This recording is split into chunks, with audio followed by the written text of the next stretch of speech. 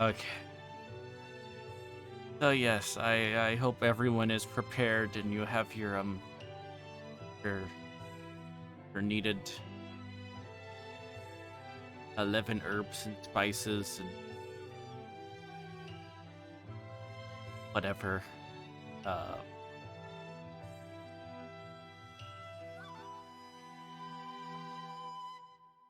oh my.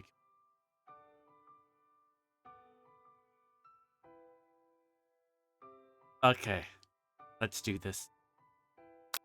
Otherwise, I'm not going to be able to. Otherwise, I'm not going to be able to.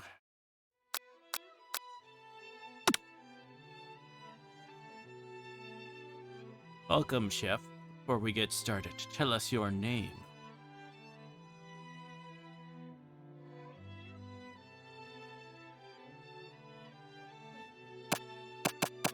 Virgil B.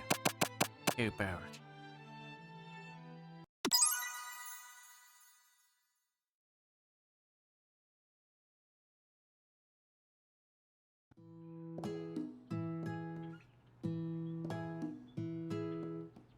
You sleep softly as the morning sun casts a warm glow through the window of your modest apartment.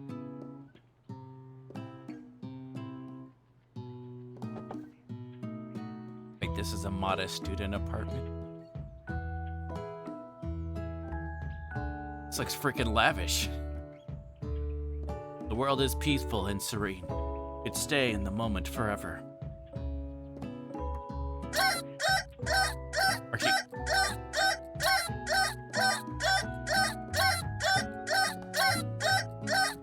Of course, that's a ringtone. Or alarm. You could wake up now. Now, your first day of culinary school is no time to sleep in.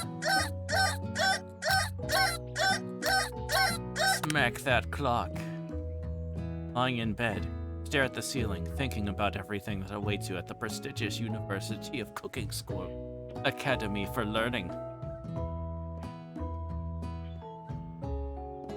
A bit of a mouthful. Somehow, it's still super generic. Your mind begins to wander. Who will be there? What will you cook? What should you wear? Time begins to fly by and you find your imagination getting away from you. You have to daydream a bit, thinking about the future. Take this seriously, but finally, your first day of culinary school. So many dishes to prepare. So many students to meet.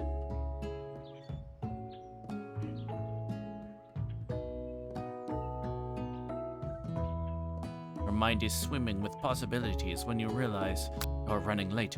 Grab a biscuit and burst out the door in a hurry. Delicious. Just what you need to wake up those taste buds. Yikes. You're in such a hurry, in fact, that you forgot to put on any deodorant before running out the door, sweating buckets as you rush to arrive on time. Uh-oh. Standing in the quad, you gaze upon the magnificent University of Cooking School Academy for Learning. Here comes your lifelong best friend forever, Miriam. She's the most adorably awkward person you've ever met, and you absolutely love her for it. Good morning, Virgil B. Kobold. Are you excited for the first day of the rest of our lives? Actually, because I sure am. Excited, a little nervous. Okay, a lot nervous. Just that morning I made breakfast for myself. Well, when I ate it, I couldn't taste any love in the food. But if I'm no good, if I fail...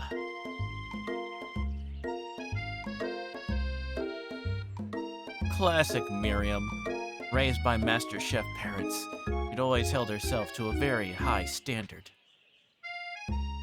Ever since we were little babies playing together, you rescued me from that quicksand box. It's been clear to me that you're the most loving, caring person I know. Going to do great. But with University of Cooking School Academy for Learning's famous 3-day only semesters, I'm afraid of being left behind and never catching up. A sweet girl, Miriam has always had a flair for the dramatic. This summer, she got so nervous about her first kiss that she chipped a tooth practicing on a mannequin.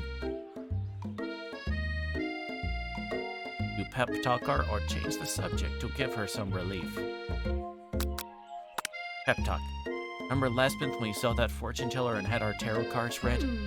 The lady with the mask who gave me nightmares? I've been trying to forget. I know she looks spooky. She was so sweet, and she told you that you were destined for great things. Remember that card with the fancy-looking tower? That other card featuring the handsome fellow in the red suit? I've been waiting for so long to meet a handsome fellow I could call my own. And I'm sure you will soon. In no time, we'll be graduating. You'll be delighting the world with your heartfelt cooking in no time at all. As you talk Miriam up, you can feel her nerves begin to ease. You know what? Everything will be okay after all. At least I have these killer bangs. You believe I cut them myself? You can definitely believe it. Oh, snap. Jeez, Gabe. I cannot believe it. Before you get another word out, you're rudely interrupted when someone smacks your books and custom-engraved measuring spoons out of your hands and onto the ground. Hey! It's Ashley, your arch rival. She's totally evil, but you can't help but be filled with jealousy. She can get anything she wants, and she knows it.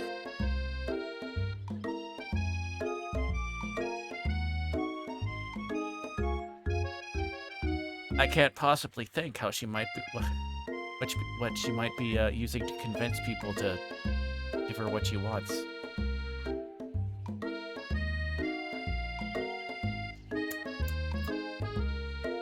Yep. Hello, Ashley. Oh, I didn't see you there, chicken shins. You leave Virgil B. Kobold shins alone. They are perfectly normal shins. Ugh. Can't stand Ashley. Even her name is annoying. You know for a fact that it's actually Ashley. She had to add extra letters to make herself feel better than everyone. No one here knows what perfect shins look like. It's us. We're not going to let you or your really weird insults get to us.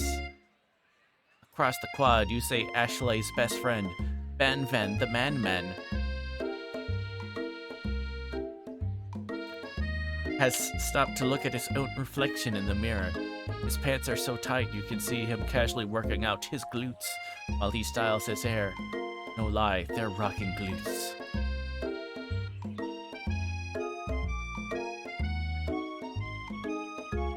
Oh. Ahem. Van. You rang. You've never been sure what their arrangement is. As long as you've known them, Ashley and Van have been just as close as you and Miriam, but substantially more devious.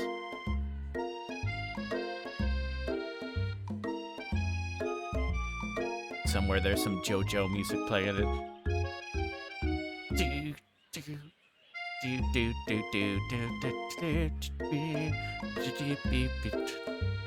Can't believe that University Cooking School Academy for Learning ever allow people like you to attend a student.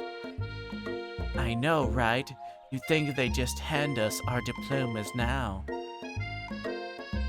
Or maybe hire us on as professors. You amateurs can learn a lot from us. With the first day of school about to start, there's just not time to properly tell these two off. Do you resist the urge? Let's go, Miriam. Shh. See you later, losers. You approach the door, you see a goofy-looking kid pushing hard against the window directly next to it.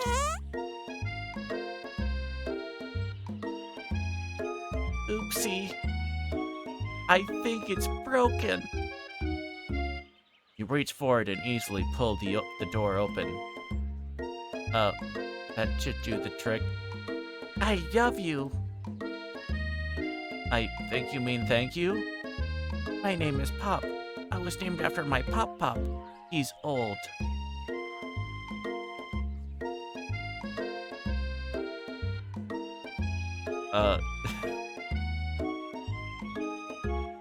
Oh my gosh. Oh goodness.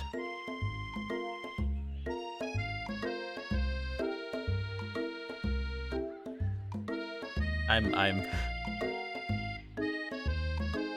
Could someone like this also be a student at the school? He must be one heck of a chef. Also, his name tag clearly says Bob, but I guess he's reading it upside down. Hi, Pop. I'm Virgil B. Kobold, so... Are you going to make me hold this door open all day?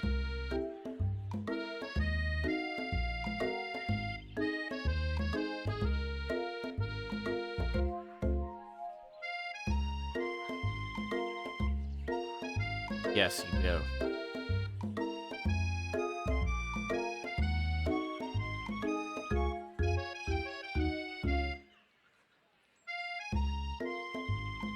Okay. Sorry, I had to click his setting or whatever. Anyway, are you going to make me hold this door all day? Nope. With that, the young man walks into the building ahead of you. Is it just me, or is he kinda cute? I think it's just you. You both shrug your shoulders before following him into the building. You stand at the edge of the room, unsure where to sit. Other students wander in and keep themselves busy chit-chatting. A scruffy-looking pooch takes his place at a podium at the front of the class. Adorable. Now, quiet down, everyone. Who is this unreasonably cute pup, and why is he in our culinary class?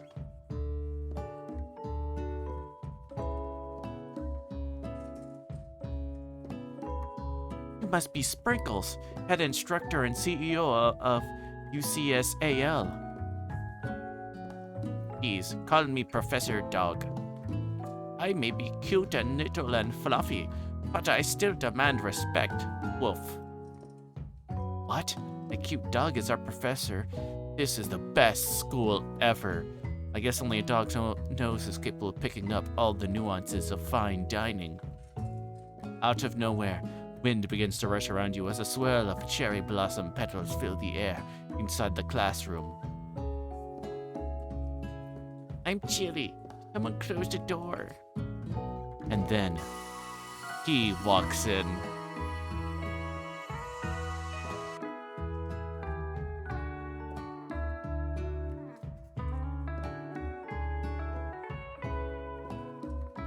I knew this was coming, but I still can't.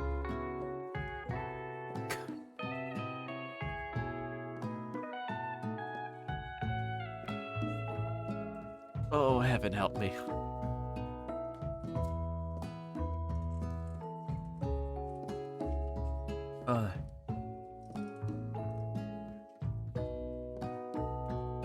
Hopefully my tea will also help me get through this.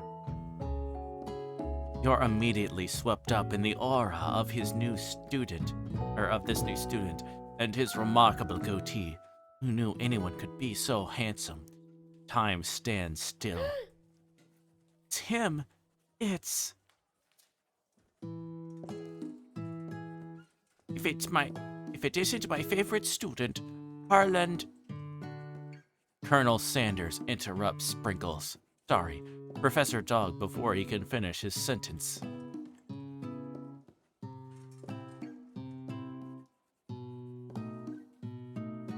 Was there any... I had to ask which voice should I do.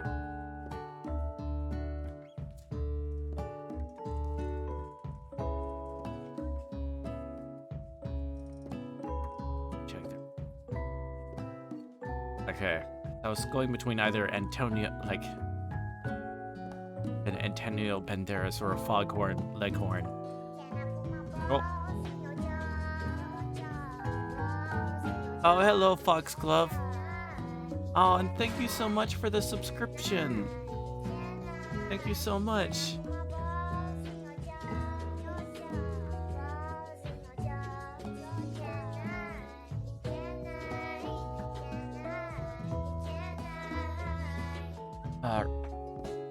Let's go with Foghorn.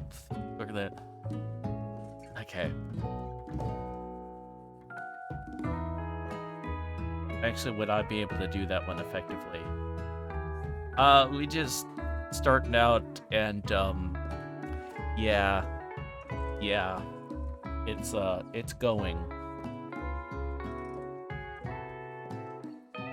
That's the only way to describe it, and thank you for the feedback.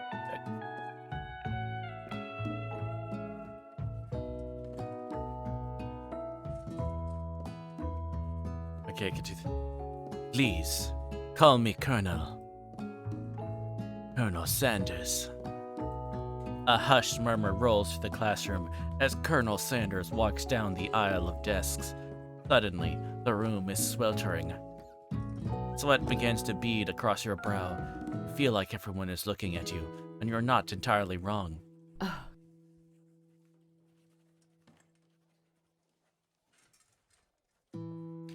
And this over here must be Sweaty Sweats-a-Lot. Maybe we should open that window back up before faucet pits melts into a puddle and evaporates entirely. Hold on just a second. Nobody talks to my friend like that. You two both know my name. We're in the same kindergarten class. And what is with all of your really weird insults? Besides, when Virgil B. Kobold sweats, it's not gross, it's beautiful. Look at that shimmer.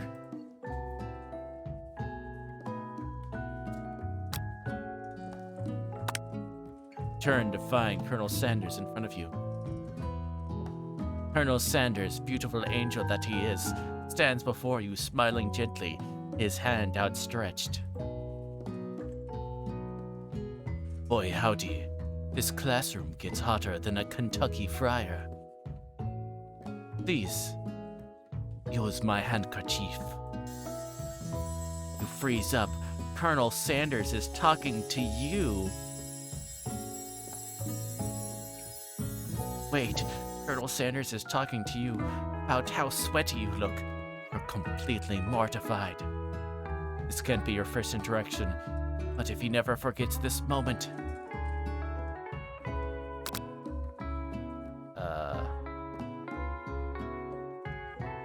Take the handkerchief. Stretch out your hand, and Colonel Sanders places a fine silk handkerchief in it. It's so beautiful. You hesitate to press it to your face, but when you do, the feeling is transcendent. It has his natural scent on it. It smells of the most delicious chicken you've ever smelled.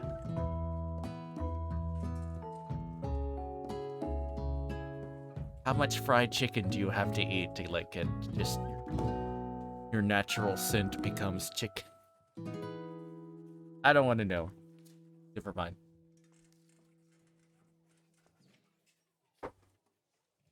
Disturbing thought. Professor Dog steps into the class. Steps in to settle the class down and set some ground rules. Welcome to the University of Cooking School, Academy for Learning, greatest culinary academy in the world. The birthplace of culinary legends, past, present, and future. Many challenges await you. There will be tears, there will be blood. Might even be really adorable tiny food. And when all is said and done, there will be a battle. We'll lift your sporks and compete in the broom cooking arena. Just then, another student enters the classroom and interrupts the professor's rousing speech. Hi guys. Sorry I'm late. I hope everyone had a good summer. I really miss... Quiet. Late to class is bad enough, but interrupting my monologue. We're on the fast track out of here, young man. You sure you're even in the right place? Don't you recognize me? My third year in this school. You as my teacher. Everyone stares at him blankly. Does no one remember me? I'm... You're expelled if you utter one more word before I finish. That be a lesson to you students that tardiness is unacceptable. Even Clank made it here on time, rolling halfway across town on his tiny wheels.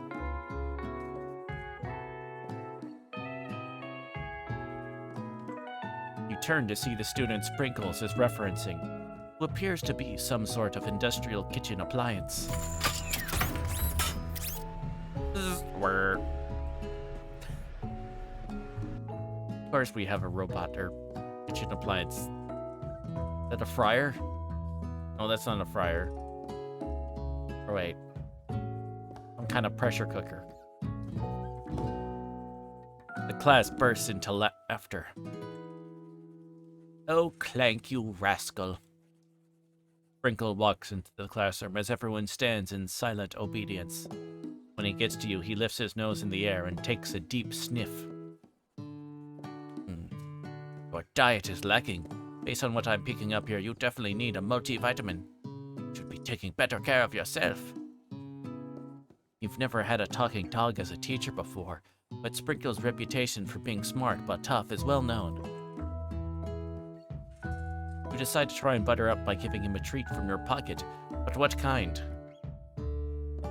Beef treat, rubber ball, or chicken snack? Okay. Since this is a KFC game, I think we probably should do either rubber ball or chicken snack. But I feel like chicken snack is probably what chicken snack. Reach beneath your apron, return with a chicken snack in your hand.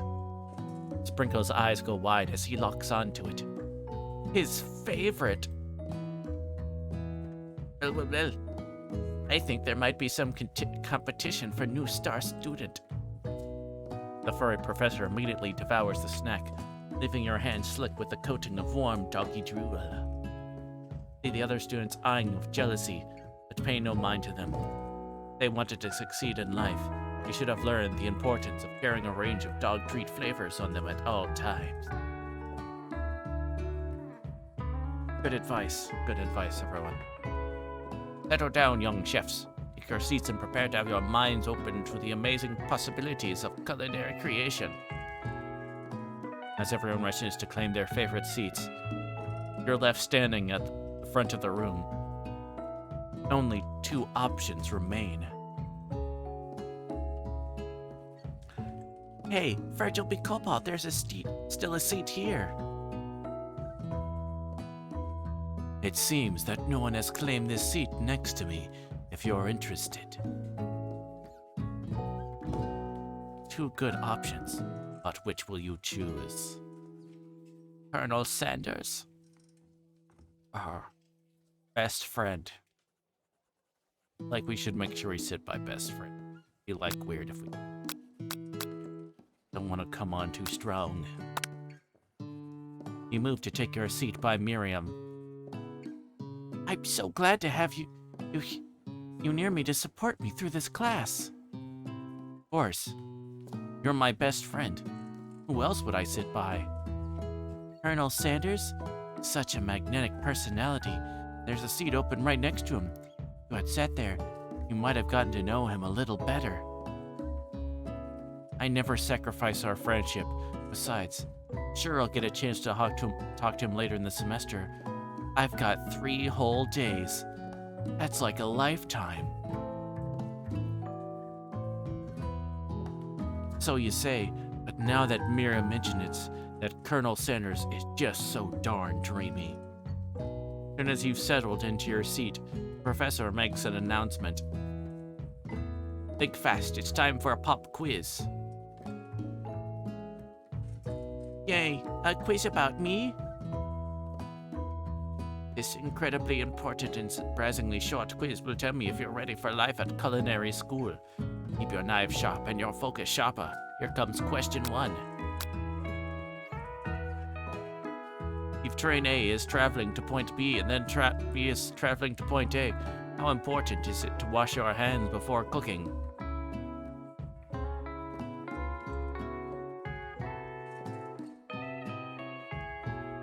Extremely.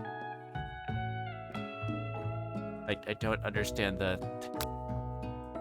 Extremely looking at you, Pop. That's right. Forest is to tree, as chicken is to...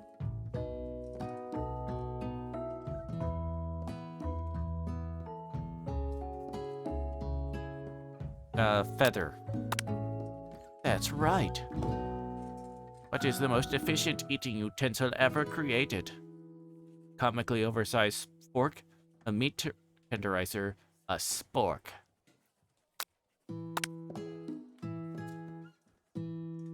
That's right. What food is best for a broken heart? Camel meat, a pancake that looks like a silly face, or anything as long as it's prepared with love and not too much salt. Anything. That's right. Is Sprinkles a good boy? No. He's a talking dog that teaches at coloring school. He is the best boy. Or yes. The best boy. That's right. Her total score is perfect score. 5 out of 5. Wow. Be honest, did you cheat? You look up to see that Colonel Sanders has been watching you tally your score. He's impressed. I know we just met, but I have to confess. I think you have a beautiful brain. Hot diggity, Virgil B. Kobold. You scored some major Colonel Sanders points with that performance. May I have your attention, students? I have an important announcement to make. Time for lunch. Wow. Cafeteria is as nice as any restaurant you've ever eaten at. It makes sense that a school dedicated to cooking would also be serious about eating. A delicious fragrance wafts through the room and tickles the end of your nose. Mouth waters. Did you smell that? That must be our lunch. It smells crazy good. Everyone, can I have your attention? Is it about lunch? No, I just wanted to apologize for my tardiness. You see,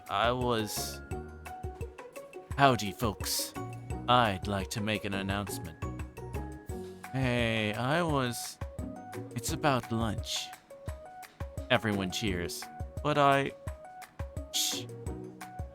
Lunch, lunch, lunch. She said shh. In honor of the new semester, I prepared something special to share with everyone for lunch. Aha! That must be the smell I smelled. Indeed, that smell. You hold your breath waiting to see what food this mysterious student has created. You've heard that he's very talented, but were the rumors true? Is this? Colonel Sanders lifts a large bucket above his head. Its contents glimmer in the light. Of course, it's a chicken bucket. Piled high are huge pieces of chicken, breaded and fried to a crisp golden finish. The aroma envelops you, and you begin to feel warm and safe. Colonel Sanders has filled a bucket with chicken. What a novel concept. Her stomach begins to grumble as if to say, stop thinking and start eating. For years, I have been developing a secret recipe for the perfect fried chicken. With my calculation, nothing less than 11 herbs and spices required to achieve the perfect balance of flavors. Look around and notice that every other student has a pen and paper and is scribbling notes as fast as they can. But that's all I say about that.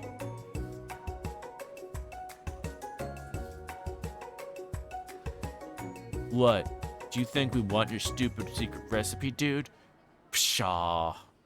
Nah, my dude, nah. I'm just, drafting a last will and testament. In case one of those ingredients is, poison. Got him. Hi, Avian. Thank you for the fluid check.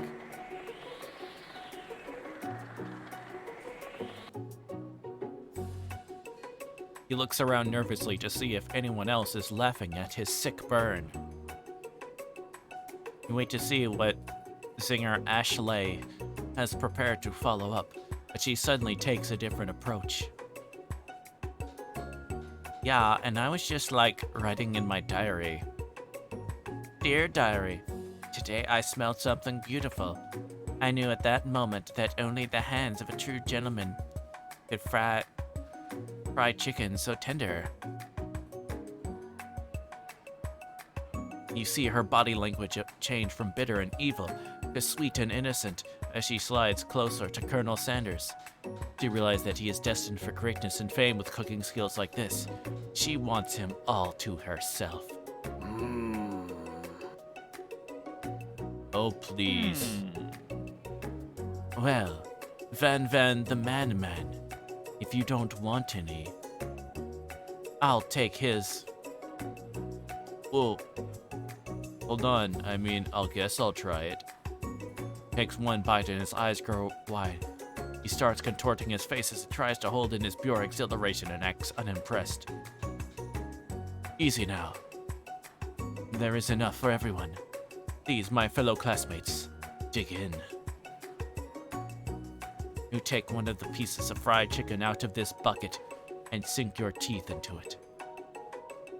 It's amazing.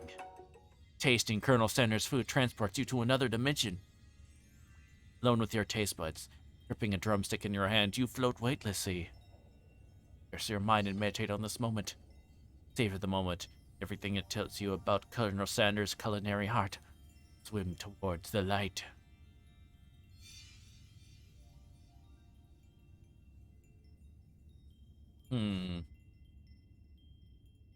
Savor the moment.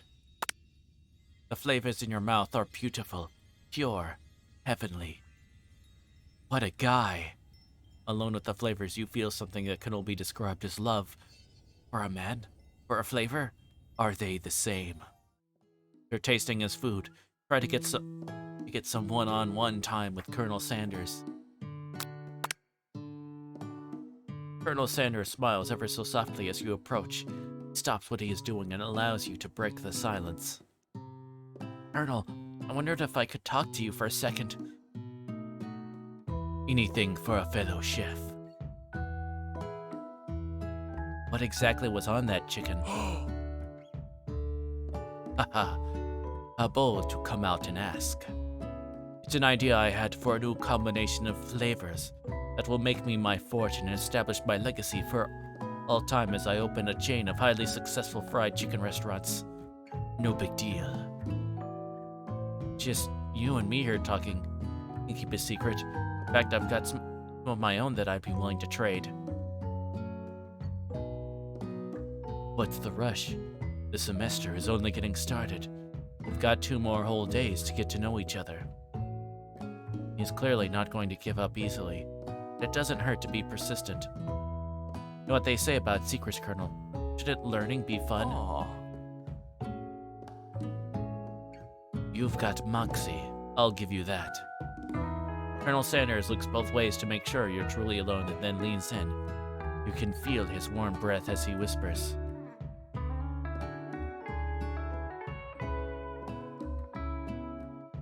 Just one ingredient, but you can't tell. I use blank. It's something my great-grandmother taught me. Blank? Wow, you never have guessed that. In fact, you're not even sure where you'd get some if you searched. While you're wrapped up in that huge revelation, you notice that Colonel Sanders has disappeared. While everyone else is in the cafeteria, you decide to look for him. You find Colonel Sanders outside, standing at the quad. Oh, it's you again. Howdy. Sometimes I like to come outside and look at the school buildings. I think about how my story will continue on after I've graduated. It sounds like you have big plans. I dare say the biggest. Leave my mark on this world, you can bet on that. Alone together for the first time, you figure now is the perfect moment to show your personality to him. Neg him to show your own strength. Wow him with a big idea. You add an additional ingredient to really spice things up. to be modest but thoughtful.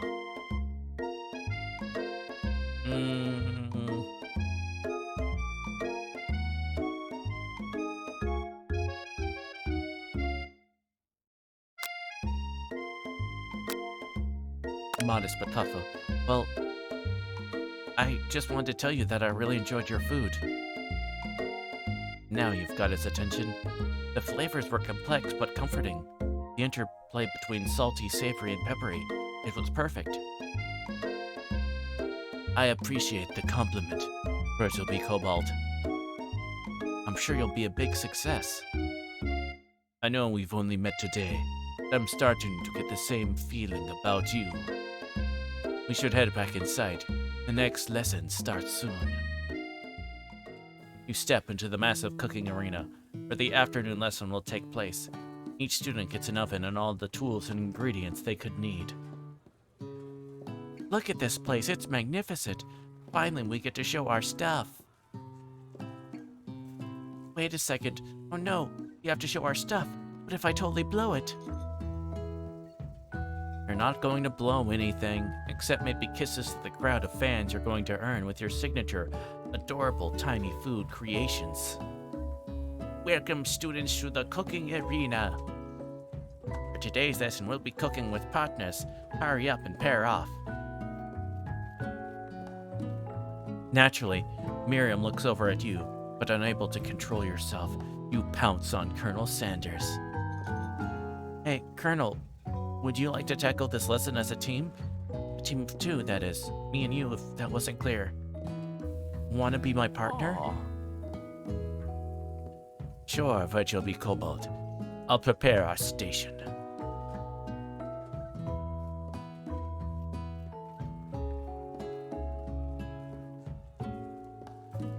Without you as a partner, Miriam is standing all alone.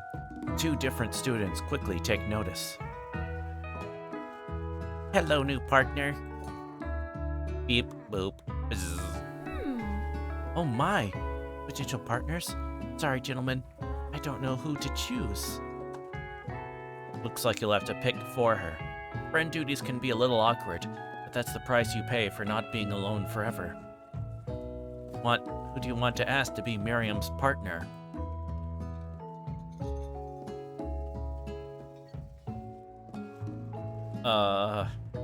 Hopper Clank.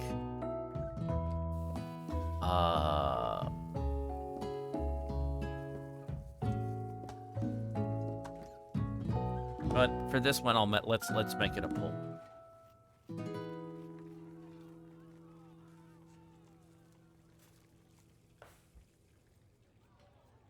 Hop is the little dude. Clank is the pressure cooker robot. Anyway, where's that? Ah, here we go.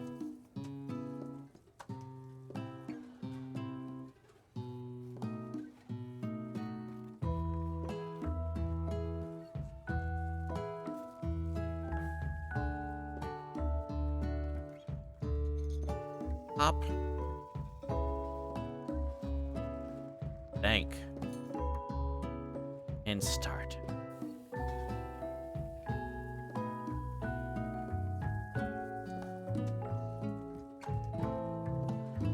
Okay, Paul should be up.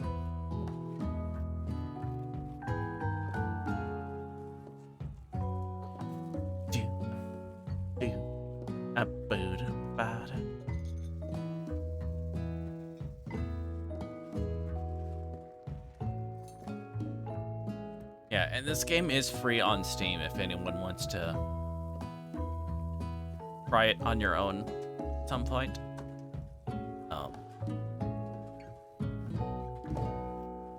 But it's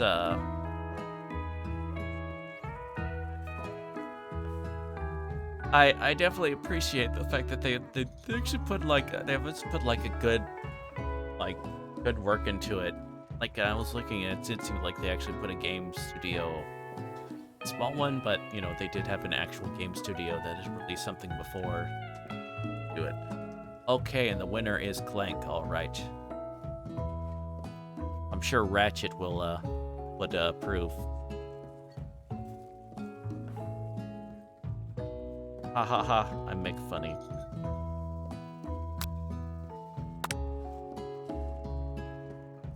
Sorry, Pop, but I think Miriam will be partnering with Clank today. It's okay. I already ate. Okay, I think we made a good decision, Jet. Good decision. Our entire clear. If Pop has any idea what the... Thank you. Not entirely clear if Pop has any idea what the point of school even is at this juncture. Clank is clearly excited to have some attention. He heats up and begins to roll back and forth. Warp, warp, warp. Hold on there, fella. You don't even know the assignment yet. Technically, Clank might not have a face, but there's something charming and earnest about him. Ugh. Tissue? I hardly know you. Ha ha ha ha. Clank judders and a panel shakes loose. You get the impression that this is a sign of affection. Looks like you two will be fine. Now it's time to focus on your own cooking classwork. All right, you two, for today's lesson, we're going to keep it simple. Pick a basic dish and divide up the steps. No chef is an island. It takes 2 flints to make a fire. You get the idea. Which dish do you suggest to your partner, Colonel Sanders? Steak tartare seems easy enough. It's fancy. You don't even need to cook it. Using octopus will blow Colonel Sanders' mind. Your grandmother's mashed potatoes and gravy.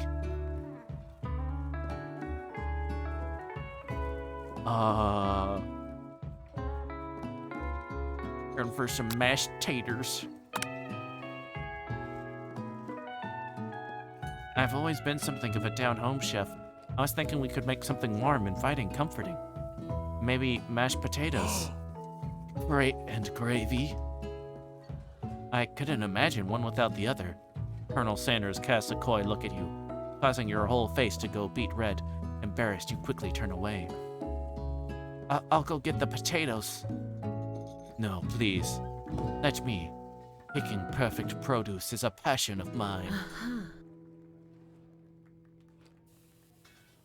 Looks like things are getting pretty fresh around here. Does anyone have a crush on Colonel Sanders? We're just cooking partners. Mind your own business. Sanders' heart is my business, and you'd better keep your fingers off my man. Did someone call for me? No geez, Van Ven. Well, I'm here crushing Virtual B Kobold's dreams. You're supposed to be taking care of our classwork. That was the deal, remember? Colonel Sanders returns, arms full of peeled potatoes. He tosses them into boiled water and turns his attention to you and your old friends. Oh, howdy there, Ashley Van Ven. Are we working in a quartet instead of a duet now? Actually, no. Looked like Virtual B Kobold was struggling, so we offered to give them a hand. You know how it is. These young amateur chefs need a lot of mentoring. I was going to say, Colonel Sanders, maybe I could also teach you a thing or two about fancy food. Maybe one day you might be able to get up to my level. Doubt it. Don't be rude, Van Van. Personally, I have no doubts whatsoever about Colonel Sanders' ability to concoct creations worthy of admiration. After all, their fried chicken was quite spectacular. But Colonel, if you ask me, I may make a better partner for you than this thing that has positioned itself at your station. Don't you feel deep down that we cast complementary shadows? We fit together like a thigh and a drumstick. It just makes sense.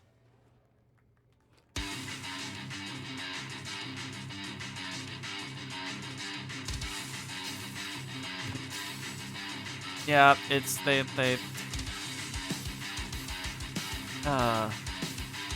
doing a good job on the music.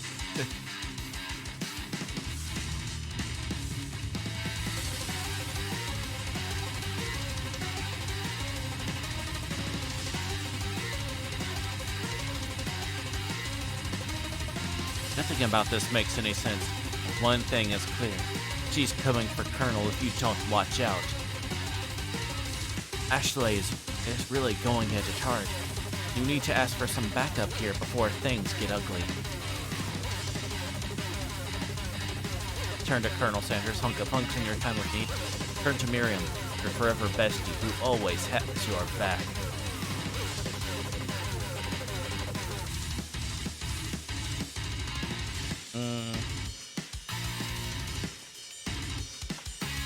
Best friends forever.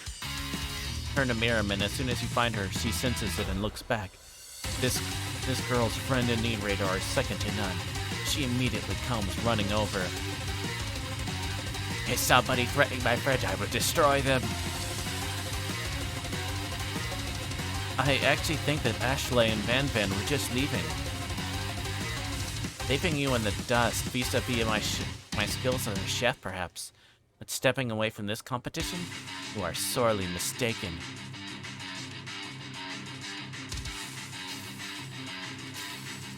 Miriam, you're a loyal friend, but Virgil B. Kobold is my partner for today's activity. You look for Sprinkles in hopes that he might step in, but he's nowhere to be found. Darn those cute corgis and their short but sturdy stature.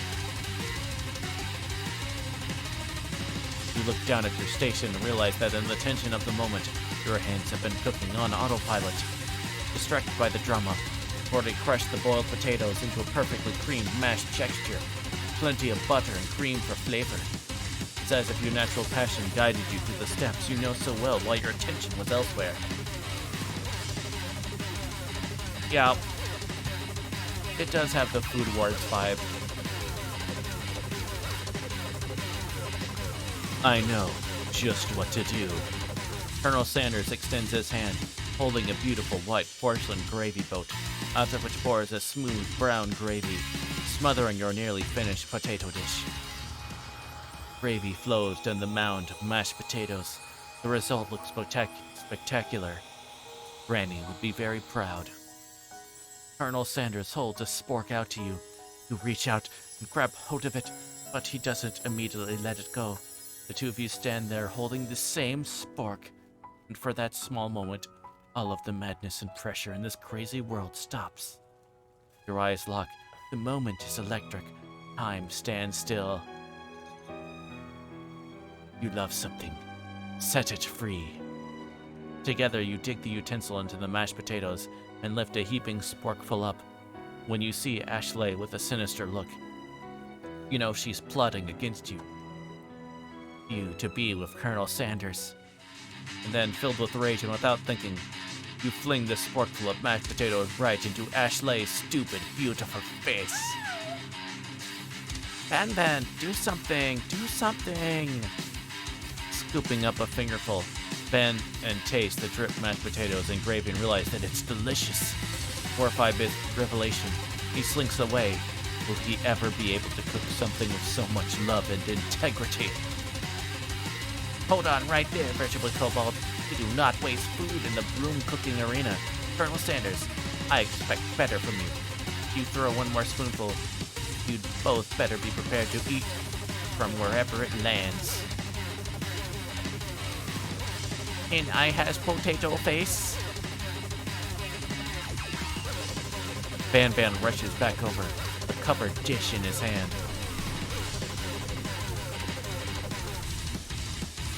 Mashed potatoes with gravy? Pathetic. In just a few minutes, I prepared a full meal. Gaze upon my specialty, braised tentacle of octopus in my silky saltwater sauce, placed on a battle axe, blade forged by my supreme chef ancestors. You ignored me for too long. That ends now. It is I who will have first bite, and you will all look on with envy. The interrupting student rushes at Van and swipes a bite of his signature dish right off the plate. Don't. Something about this dish doesn't strike my nose quite right. I think the octopus was rushed. May have turned in the process. Results could be toxic. Too late. It has been eaten. I think I left something in the oven. I don't Feels so good. It killed him. Everyone step back, don't take another bite. When you look back at the plate, the rest of it is gone. You notice the tip of the tentacle being slurped up in Pop's mouth. Pop winces in pain for just a moment, then is almost immediately back to his oblivious self. Oopsie. Tastes like poison. The entire class has gathered to watch Pop's final moments. Shock has frozen the whole crowd. They are as motionless as statues. The class bell rings, disrupting the moment, snapping everyone back to reality.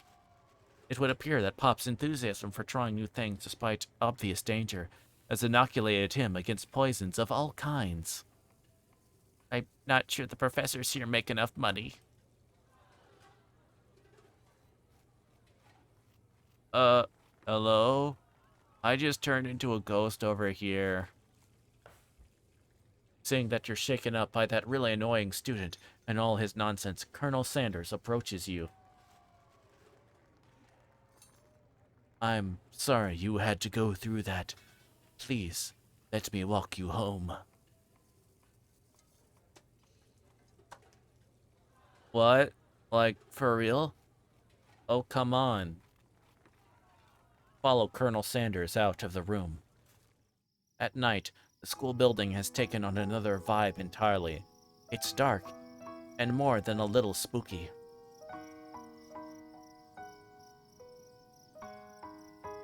Colonel Sanders stands in the quad's neon glow and speaks softly. Those mashed potatoes you made in class today.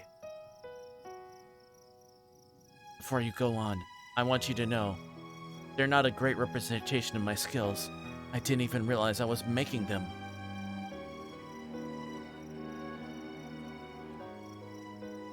They were amazing. Tasting them, it reminded me why I became so passionate about food to begin with. Colonel Sanders is getting choked up.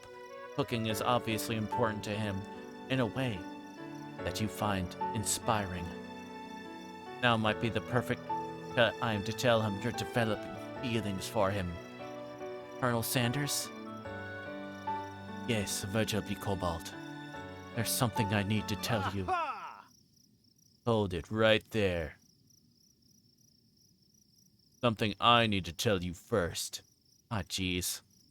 See, when I was just a boy, I had a dream that one day I would be the greatest chef the world has ever seen. And every day since then, been working toward that dream, day and night, never stopping, never resting, also lifting a lot of weights, like so many weights. We should follow our dreams with all our hearts, that our souls may grant them, like wishes floating on a shooting star. Ugh. Hey, no, you. Shut up. I'm the one here to say inspirational stuff and be the star of the story. Are we forgetting that your cooking literally killed a guy? You can't prove that. I also saw you kill that guy. What was his name? Somewhere in the distance, you hear a long, sad sigh. Forget him. We're talking about me. Me. I'm the hero.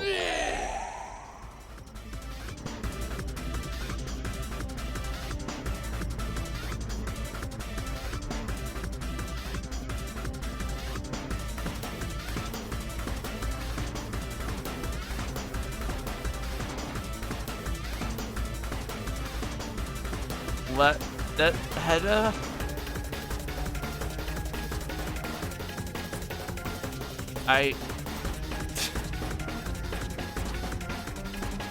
Oh my gosh.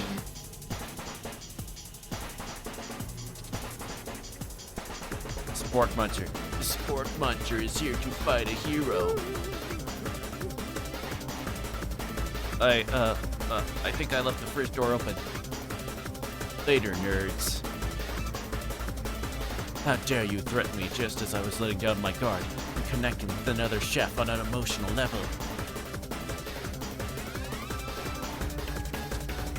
Be afraid, be very afraid of me, because I am a monster, see? He's rhyming on purpose, or is that just a coincidence? Or you can discuss syntax any further. It's a turn-based fight sequence.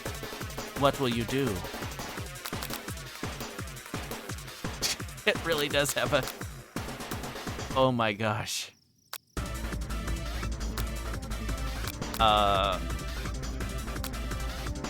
Defend. You decide to defend. Which defense will you choose? Close your eyes tight. Then, open one just enough to squint and see the spork monster across the battlefield. For some reason, this makes you feel more prepared for what comes next. Spork monster goes on the attack. They spit hot gravy at you. You take 1 damage. Had a lot of good that defense did. You decide to go on the attack. Chow down or cook with love. Cook with love does 1 damage. Spork monster won't forget this. Spork monster focuses their mashed mind and draws in energy from Mother Earth itself. They grow larger, more intimidating. How will you respond? Decide to go on the attack. What attack will you use? Cook with love does 1 damage. Spork monster's no quitter. Buffed up and ready to rumble, they go on the attack once again. Spork monster uses Tinsel. Take 2 damage from the attack. You take much more damage. You're not going to survive the battle. Cook with love. Spork monster is oozing cheese sauce onto the lawn of the quad. I wonder who is going to have to clean that up. Feeling vulnerable, Spork monster prepares for its ultimate attack, Rounded Edge. Vile villain, your reign of terror stops here. Colonel Sanders summons the energy of 1,000 chickens. Hot Pie Power Pinch. Hot Pie Power Pinch does 10 damage. Spork monster is defeated.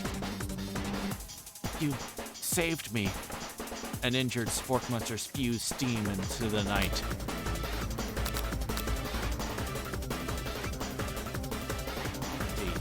Get mercy, finish him, or spare this wretched beast. You manage to tap down your disgust at the sight of this gnarly beast long enough to realize that he is still a living creature with a pure soul who deserves your pity, not your wrath. Begone, beast, and don't you dare come back for a follow-up encounter tomorrow. I won't forget this, and I certainly won't be back like you said. The spork monster scuffles off into the night. The defeated monster left behind a special item. It appears at first to be a cookbook, but upon closer inspection, it's so much more. It's a book of magic spells with a golden chicken on the cover. You open the cover and find a library card tucked inside. The last name to have signed it out is Borko. Borko. That name sounds strangely familiar. Your blood is pumping as you stand in the quiet of the night, holding the mysterious book in your hands. As you come down from the battle buzz, you realize that your final attack has left you completely depleted. The world around you begins to fade away.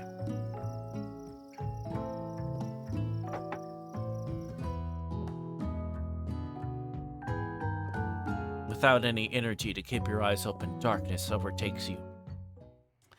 The image of Colonel Sanders flashes before your eyes as you fall asleep. He must have helped you get home. Your tired state. You don't know if you could have made it without him. What a guy. You want to thank him, but you don't have the strength to utter a single word. Feel your covers being pulled up over you as you are tucked in tightly. At night, my Colonel. Your dream. You're together with Colonel Sanders, but for some reason, Sprinkles is also there, instructing your love. Dreams are weak.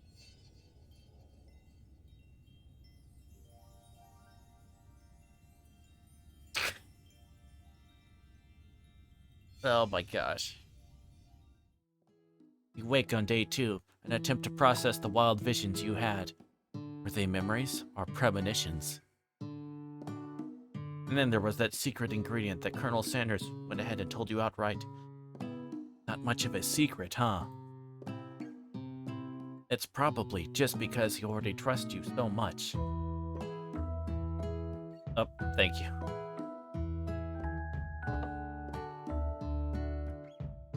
Sure, that makes sense. We'll go with that. You meet up with your bestie in front of the school. Or you can tell her about the encounter with the spork monster. She launches into a story of her own. Okay, I know this might sound a little strange, but I think I might be, I think I might like Clank. Like him? Like? I know. It sounds like it's moving too fast. There's something about him. I like him. Like him. Got to talking after class, and he's actually a total sweet guy. Not only that, but he's really smart. He told me all kinds of stories about Colonel Sanders. Did you know that Colonel Sanders was the most popular kid in his high school? No, but that does make complete sense. Yeah, but he was so popular that he was voted prom king in a school he didn't even go to. It was also the convertible that he himself rode in at the front of the homecoming parade. I'm thinking maybe something got lost in pressure cooker language translation there. Okay, Clank is a pressure cooker. Yeah, I was right. Hunk of metal. Yup.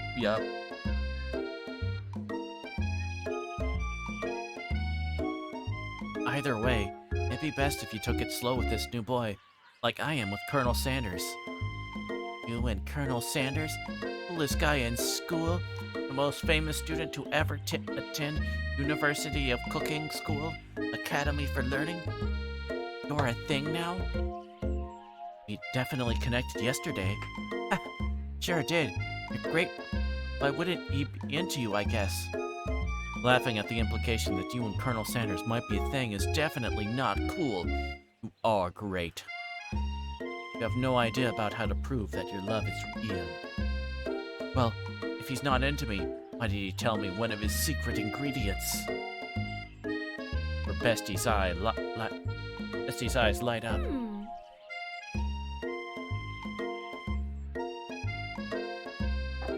Secret ingredient? Yeah, I just said that, a secret ingredient. Is there a dramatic echo in here? Miriam checks to make sure you're alone before continuing. Oh, this summer while I was on vacation with my family, a lovely man approached me in the botanical garden where I was wandering. This can't be good. He told me all about his passion for spices, secret spices. Man even gave me some to show what he meant.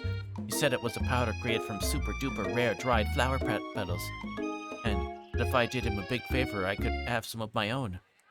Please, Miriam, don't tell me. So I filled my suitcase with them and brought them home. It was so nice. He even met me at the gate when I arrived. Later, when I cooked with them, a very strange feeling came over me. The flavor was unlike anything I'd ever tasted. I think you're being very liberal with the meaning of spices here. Whatever. Anyhow, we both share an interest in cooking. We've stayed in touch, you know, like pen pals. I bet he would love to know more about new spices. Well, I'm definitely not supposed to share Colonel Sanders' secret recipe. Besides, I only know the one ingredient, so I doubt it'd be much use to anyone. Please. Never mean the world to me. No one came from you or from Colonel Sanders. What do you think? Should you protect Colonel Sanders' secret or share it with your bestie? We cannot betray the trust and the interest of the secret ingredient. Quickly think of a fake ingredient name. I don't know, how about... It was Eye of Newt. I know, sounds like some kind of witch potion, but what can you do? Eye of Newt? Wow! Her eyes light up imagining such a thing, and you figure that you've satisfied her curiosity, and she'll move on. However, she immediately turns around and does some thumb typing on her phone that you can't quite see. It's probably not good. Or you can ask her to confirm that she was definitely not texting secrets to other people or interrupt it. Wind rushes in. Cherry blossom petals fill the air. It's Colonel Sanders. He's arriving at school. Stand back and admire his majestic glory. Run to him.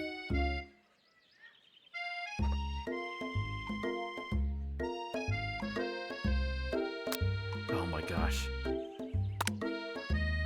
Decide that the best way to show Miriam how serious you and Colonel Sanders are would be to run to him. Surely he'll sweep you up onto the back of his stallion, and you'll ride away together. That'll show her good.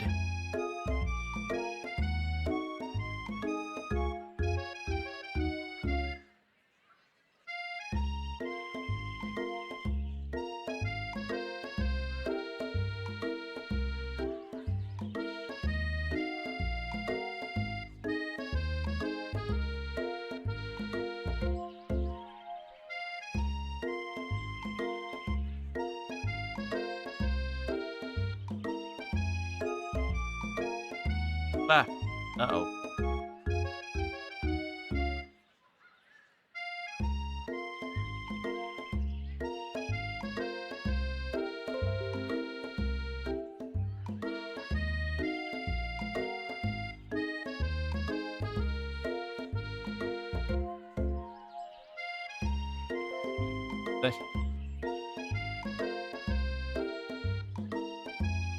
Uh-oh. Okay. We back? I think we're back. Okay.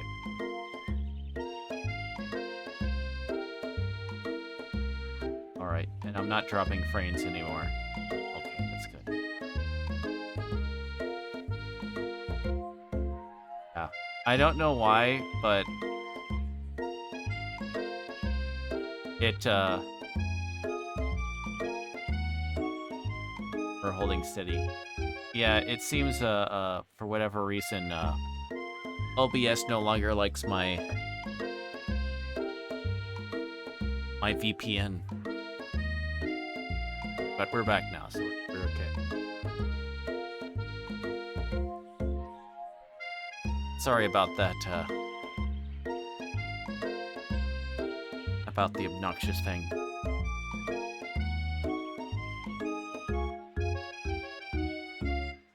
Okay, anyway, we'll continue.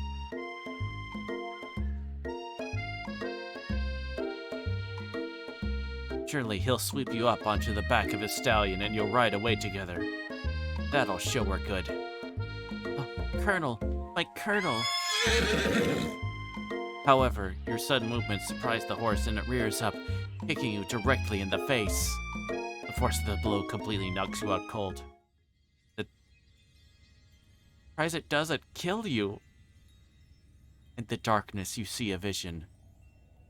Oh, first you'll be Kobold. I'm here to deliver you a message. Not this guy. It's important that you remember this exactly as I say it. You forget the world could end, so you know it's serious. I've been trapped in a realm beyond, but a great prophecy relies on my return. Only you can save me. All you need to do is repeat my name.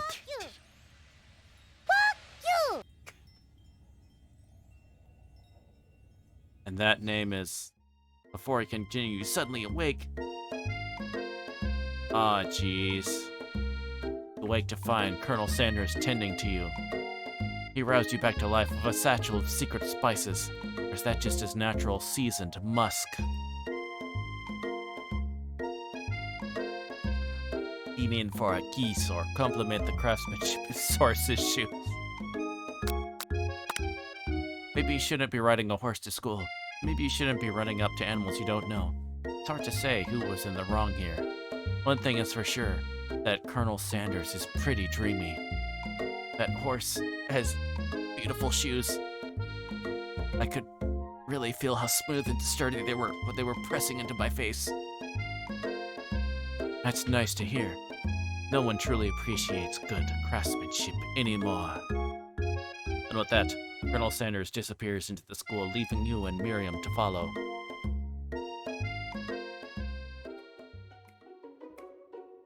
When you enter the classroom, you can see your two rivals.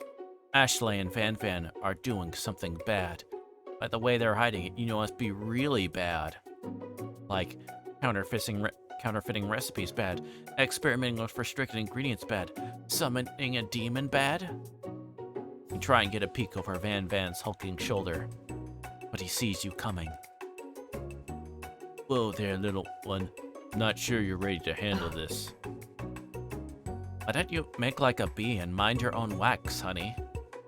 I see what you did there. That's clever.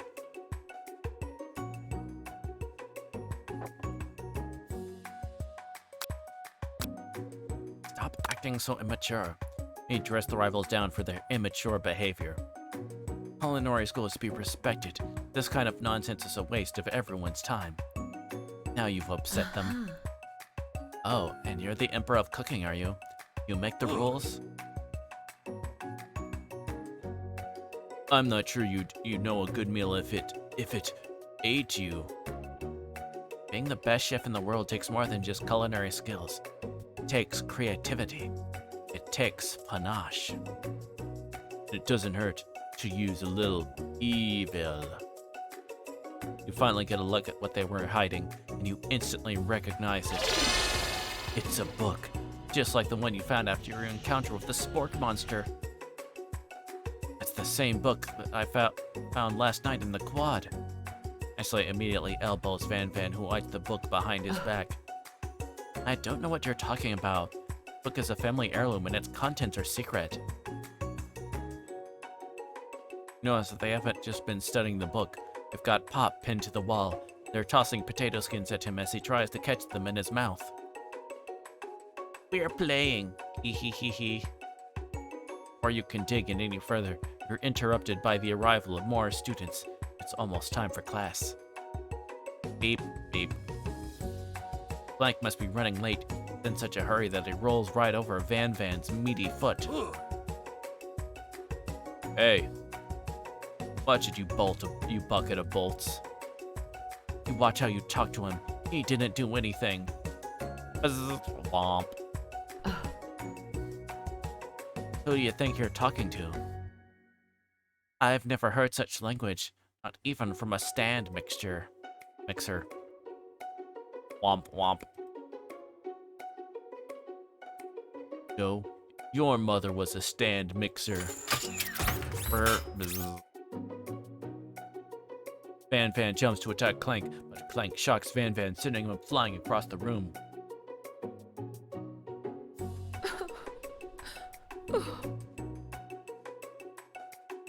Protect me, Colonel Sanders.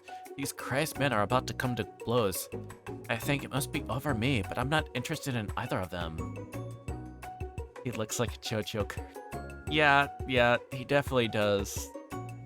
I was noticing, like, on like some community stuff or whatever and remarks on stuff on the Steam page that other people have honestly been. Other people have also seemed to have reached that conclusion.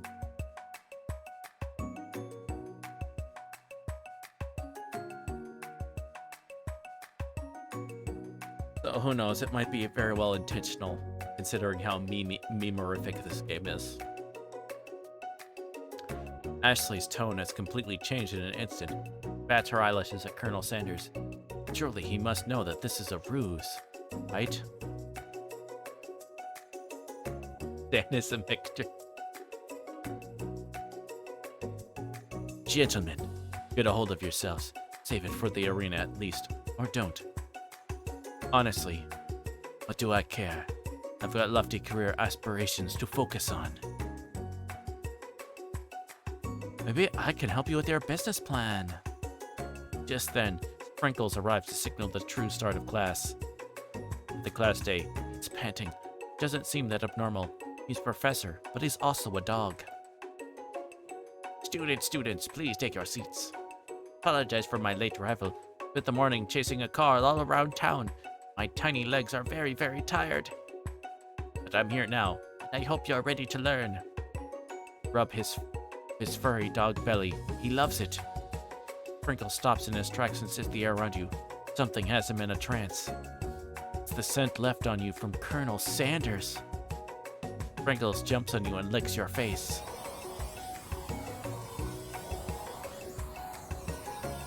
Down, boy. Down. Aufthalten. That command shouted by Colonel Sanders has snapped Sprinkles out of his trance. Wonder what's up with that. Sorry, I got a little carried away. After he catches his breath, Sprinkle regains control of the classroom. Without further ado, review the global history of my favorite fowl, the chicken. Want to pay attention to the lesson. Truly you do. Which is why, in 1776, the signing of the Declaration of Independence, it was a chicken who first signed their name. But you can't help but daydream about Colonel Sanders, and you miss most of the important parts. You come to, Sprinkles is holding a tray of food in front of you. Well, Virgil B. Kobold. Naturally, this appears to you to be a sample platter. Which item do you want to sample? A glass of water, a shimmering pepper, a dog biscuit. The pepper. Brightly colored pepper stands out from the other items. It sparkles in a most eye-catching way. So naturally you reach out, grab it, and eat it right away. However, your body is not prepared for the heat.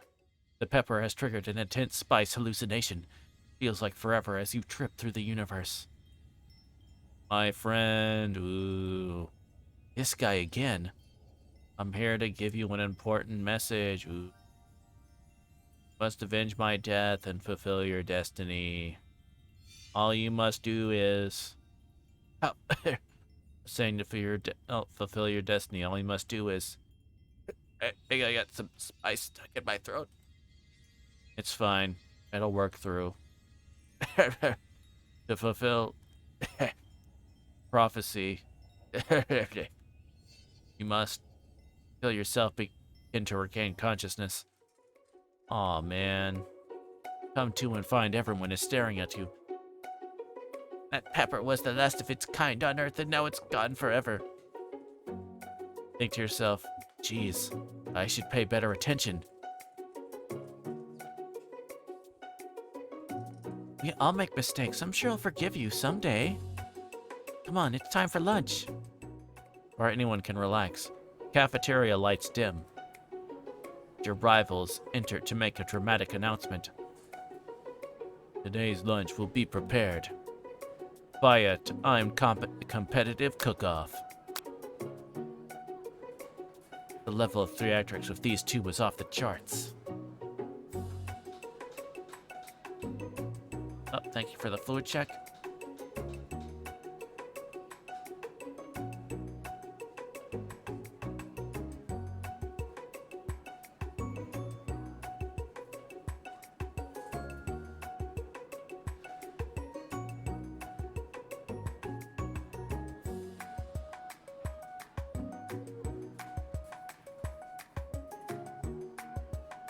Okay, let's step up and tell him you're on.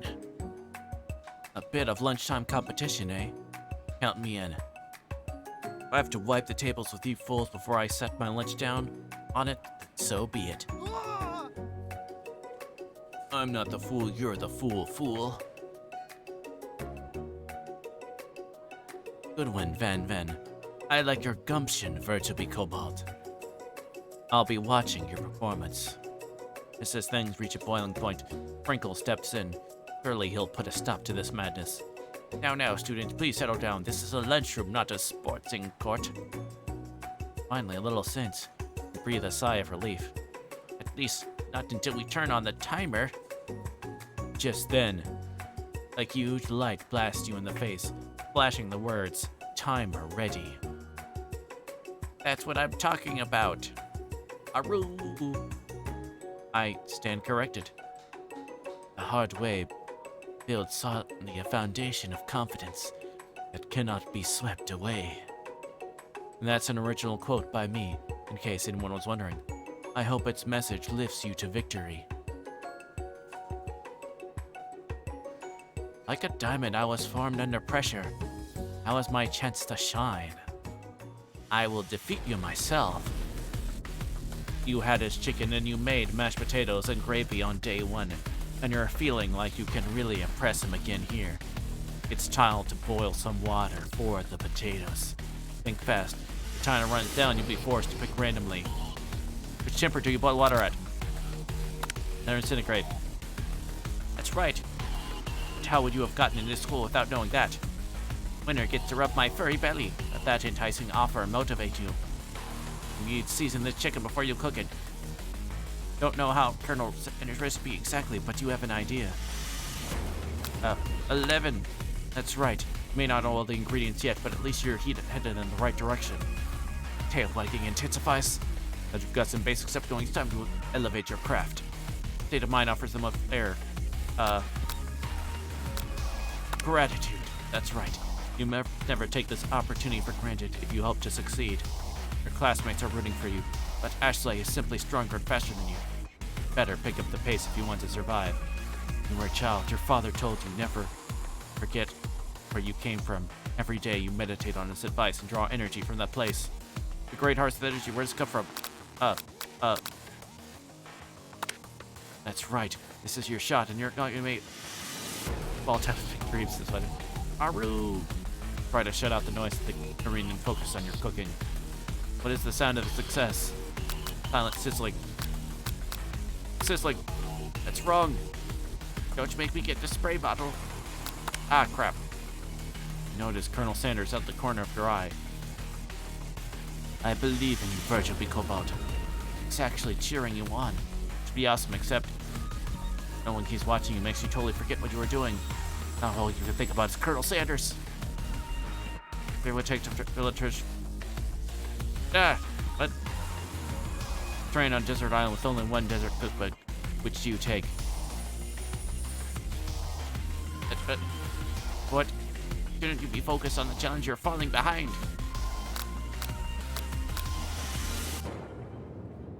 Does that have to do with crafting spectacular fried chicken on a delicate basis?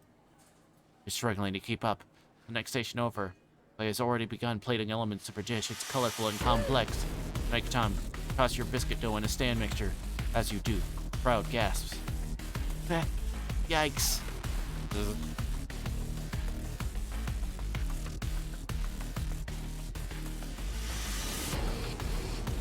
I know you love nothing more than seeing a fellow lines utilized in a kitchen battle. Sometimes that means sacrificing the personal touch. Brr. You might not have any hands, but Virgil B. Kobold does. A good chef needs to be touching the dough to know when it's properly mixed. There's an easy way and a hard way. You'll get far by going the easy way. Here, if by talking you realize how serious your error was, really shove your hand in the mixture to rescue your dough before it's overmixed. Virgil B. Kobold, no! If you're not fast enough, your hand gets stuck. It's immediately crushed by the quickly spinning beaters. There's no way to use that hand for the rest of the match. Colonel Sanders shakes his head in shame. What you often find is that the easy way can turn out much, much more difficult. Everyone stop what you're doing now. The battle is over. Colonel Sanders. Can't be. I was so close to finishing my dish. Sweetheart, look at your hand. You simply can't go on.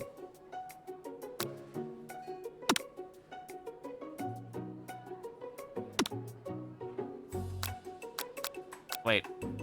We're gonna do it again. Okay, we can go it.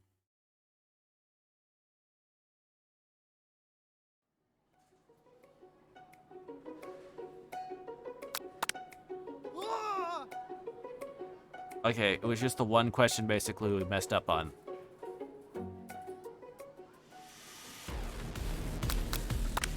Okay, 100 centigrade. 11. Gratitude.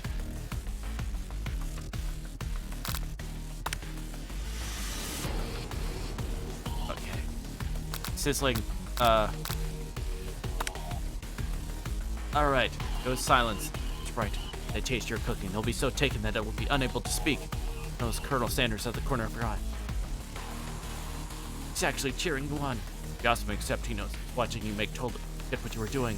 Think about it as Colonel Sanders.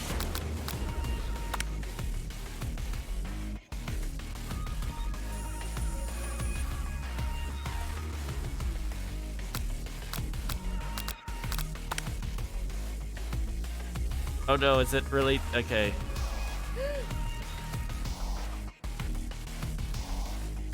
Okay, it doesn't matter. Ah, crap.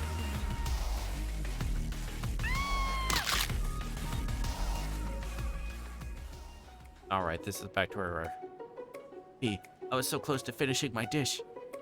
Sweetheart, look at your hand. You simply can't go on. Aw, that's too bad.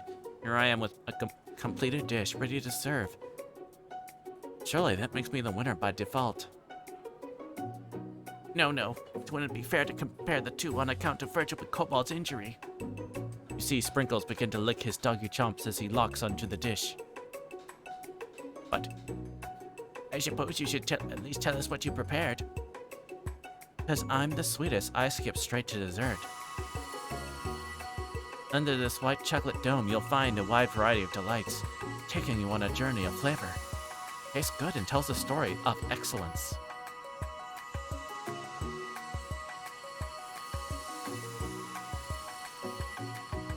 I was going to ask Virgil B. Kobold to do the honor, but since you're injured, I'm afraid that pouring this creamer of delicate hot chocolate sauce might be too difficult. Colonel Sanders, you wouldn't mind letting me your strong, steady hand. Colonel Sanders pours the hot chocolate sauce on top of the dome, causing it to melt away, revealing the ingredients hidden within. Oh, Mercy, thank you very much for the subscription. Thank you so much.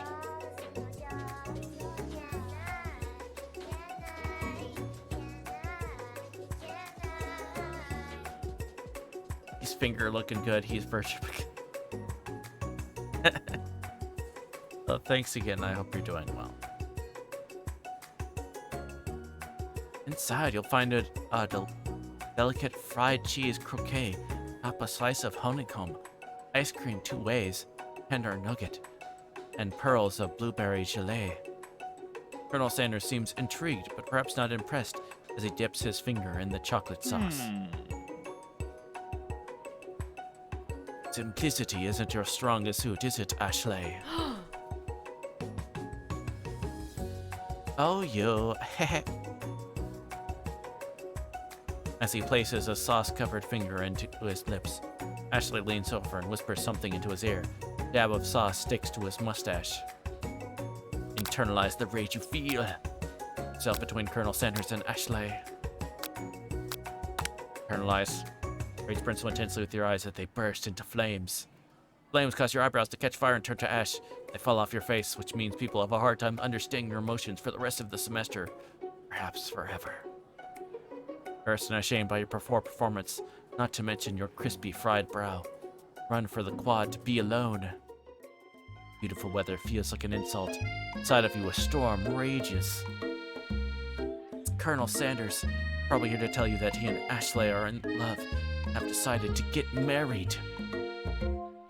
And I won't even ask you to cater his wedding because you're a terrible chef and an awful person.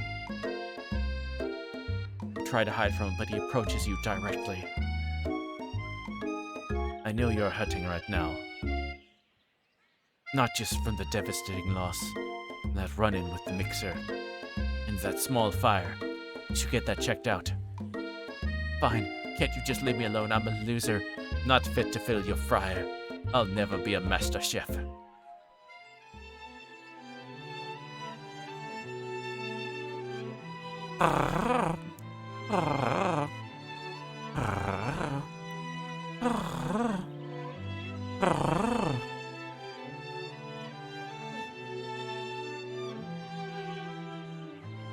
Failure is a part of life, not just for you, but for all of us. Do you think I've never failed at anything before? It's exactly what I think. Well, then think again. I was always the man you see before you, enrolled in culinary school, incredibly handsome, successful, motivated. Well, handsome, sure, I was born that way. But I've walked other paths and arrived at dead ends. I was passionate about life, but I failed as an obstetrician. I was passionate about justice. I failed as a lawyer. I was passionate about livestock, but I even failed as a mule handler. That one was especially humiliating. Mules can be so cruel. Lost my business partner to a gunfight. And I lost my innocence when I picked up a firearm and put a bullet in my rival. He survived. For a while, anyhow. I didn't know. People see my delicate ribbon tie and my well-kept beard and assume that I've got it all together. Which is true now, but it hasn't always been. Sounds like this guy could really use a hug. I resolved then that I was going to amount to something. No amount of hours, labor, or money deter me from giving the best I had to give. Colonel Sanders changes focus and sees something ignite inside of him. Burning passion. One has to remain that every failure can be a stepping stone to something better. My new dream is pure, honest, something that a humble man in a crisp white suit can be proud of. I will create a new chain of chicken restaurants that will bring joy to the entire world and make up for my past misdeeds. Yay! Just as your moment grows intimate, you're interrupted by a threatening, shadowy presence. Battle scarred from the night before, you prepare for the worst. It's the Spork Monster. Orko? It is I. No, I said I wouldn't be back, and after the whole fight to the death thing, maybe you don't really want to see me anymore, but I just wanted to say I was wrong to attack you, and I apologize. I know what it's like to always, like having to always look over your shoulder. Monster problems, am I right? Aw, thanks, Porco. I'm glad there are no hard feelings. Getting jumped by a giant creature in the dark of night can really rile a person up. I always want to apologize for the way I switched right into attack mode. I know you're strong in cooking school. Cooking school can put a person under a lot of stress. I actually used to go to this school. I wasn't always a spork monster, you see. I don't believe it. Were human once? Well, no. I was a golden retriever, but I was still a student. Till one day, some mean kids with a magic spellbook cast a dark enchantment on me, and I was forever transformed. A magic spellbook? Precisely. I procured a copy for myself, but somewhere along the way, I've lost it. Find such a book, I beg of you, respect it. You're a powerful chef. You shouldn't rely on such dark and evil magic. No, you should be protecting the innocent from those who would cheat them through sorcery and guile. If you need me, don't fear. I will be there.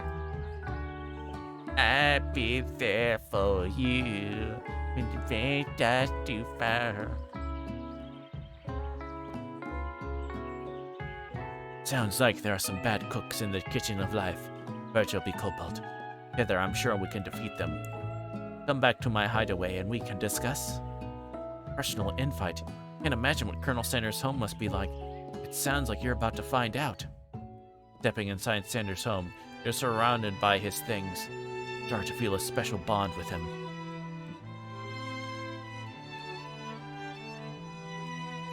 Looks like you live such an exciting life, Colonel Sanders. Every day can be an adventure if you approach it with the right attitude. Long ago, I made the decision, never stop searching, never stop working, never stop imagining. You been working on any new recipes of your own lately? I'm always excited to talk about food with another ambitious chef.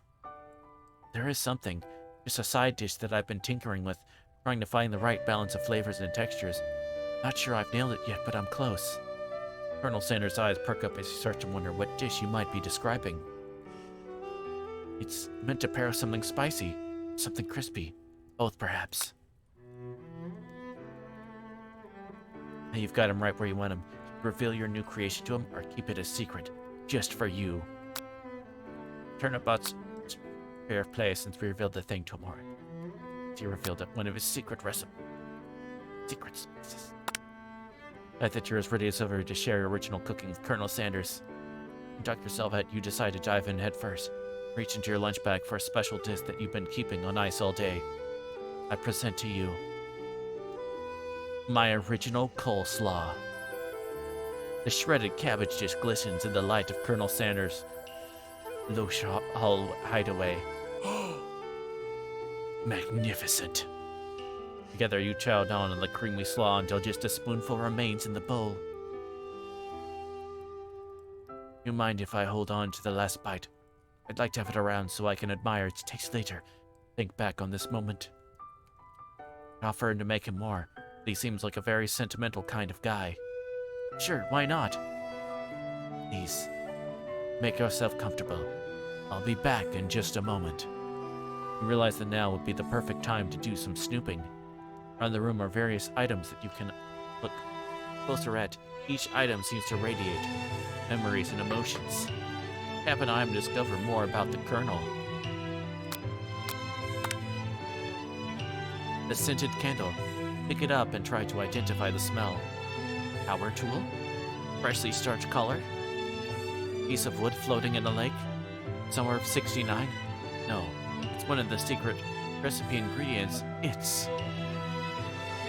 Tap on it. Gaze out the window across the vast lake and mountain range beyond. Just then, the ghost of Student pops up. Are you thinking about heading into the world on a quest to avenge my death? Wait, what? I've never even learned your name. Why would I avenge you? I could just tell you my name right now. It's... Can't you see I'm in the middle of something? Open the window a crack, and the ghost of Student is swept out with a breeze.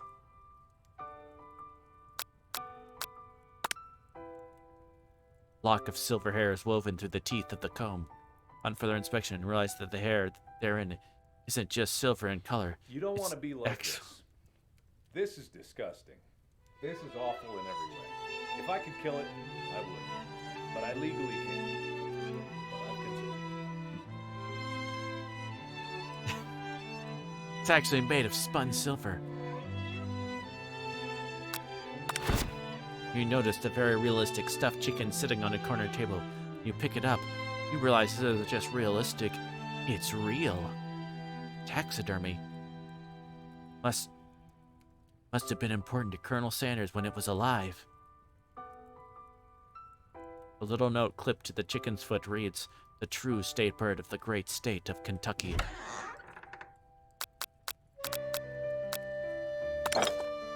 Take a closer look at a large urn sitting on a nearby pedestal. There's a plaque on it, dusty, but when you wipe it off, you can read the inscription. It says, "Here lie the ashes of all my past careers and business failures." Poor guy. One of the frame photos shows an old man who looks a bit like Colonel Sanders standing with a friend. They hold fried chicken drumsticks and appear to be cheering with them. You look closely and see that there's a short inscription. I wonder who my friend Pete is. Pose appears to be Colonel Sanders. Yet he's an old man visiting the pyramids of Egypt? Maybe this is where he discovered one of the secret herbs and spices. Adorable little baby boy crawls across the floor. In the goatee and mustache combo he sports, figure that this must be Colonel Sanders himself. That, or maybe it's the drumstick that he seemed to be waving like a rattle.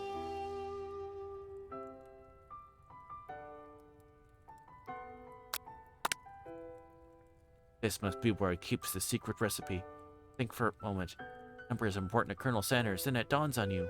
As soon as you turn the dial to 11, the safe opens. Inside it, find a single note.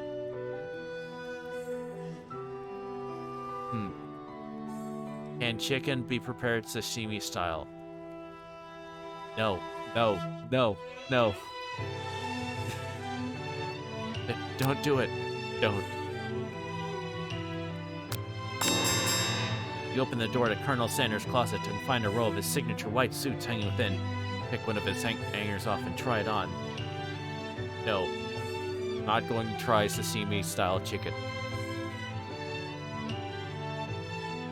That is how to die.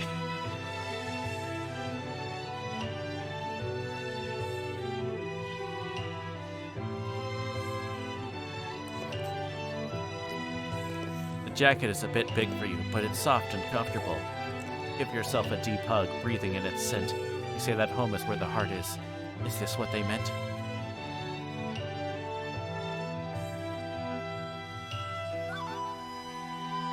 Actually, give me one quick second.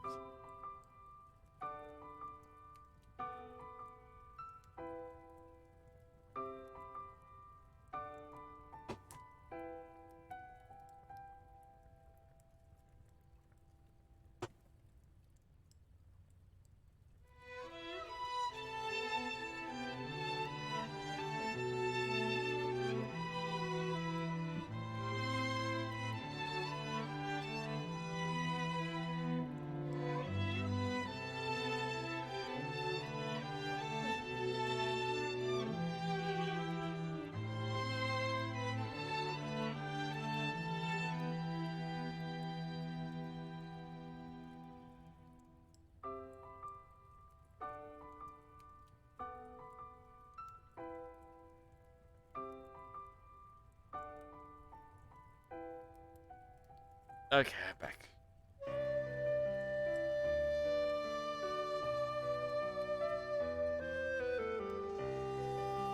Yes, I went tiny for a minute. I went tiny. Or tinier, I should say. Before you can look any further, you will hear Colonel Sanders returning. He has a new dish that he's been working on and he wants you to taste it. You try to act casual until he asks you why you're wearing his jacket. Aw. I don't usually loan those out, but I must say, it does look good on you. Grab the jacket. Forgot to take it off.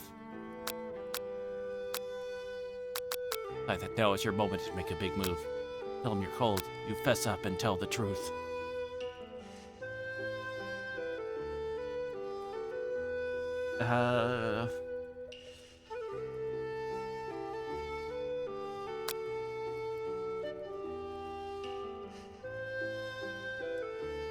Now is the moment. Whoa, whoa, whoa, this is that kind of game. Not that we blame you for trying, but still. Oh. Wait, that really just did that.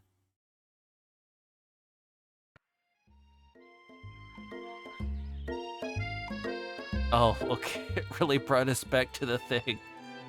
Emotional damage.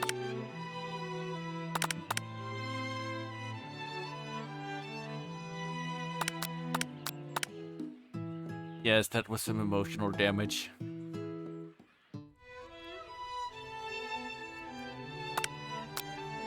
Okay, reveal it.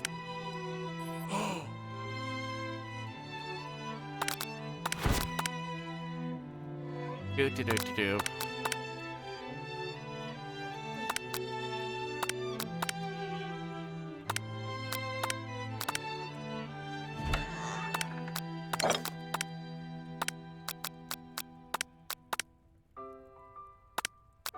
I feel like we should click on all the things to make sure.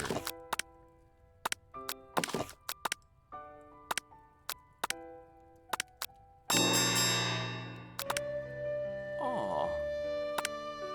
Okay, fess up and tell the truth. Fess. I think I've developed feelings for you. I might be developing feelings for you too, but I'm concerned. I can't let anything get in the way of my dreams. Overwhelmed, you take off the jacket and run for the door. The thought of Colonel in the midst of such an emotional breakthrough gives you pause. You stop yourself. Colonel. Yes, Virgil de Kobold. I honestly think this may be the beginning of something wonderful.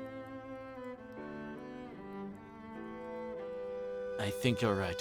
We should take things slow. Talk late into the night and drift off into a slumber. Dream sequence.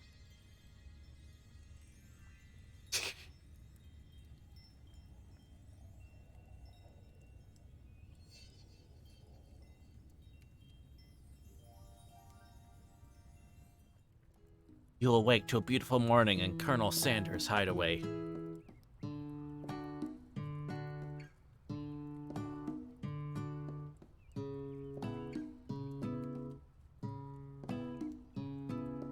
I love Spar. Oh, the game?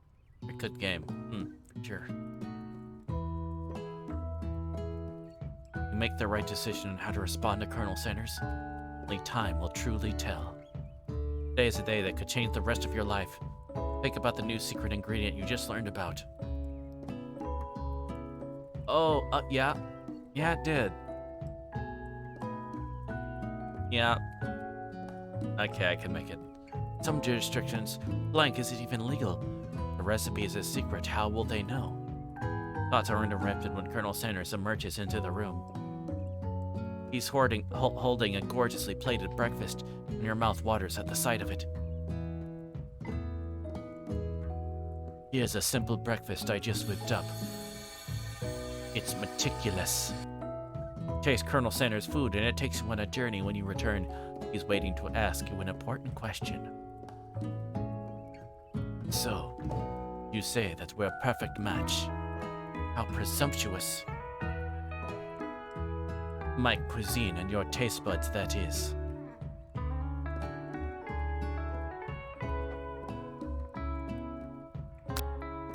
confident such grace. Could he be the world's greatest gift to cookery? You know, I think we might make a great team. A single tear begins to pool in the corner of his eye as he gazes out the window.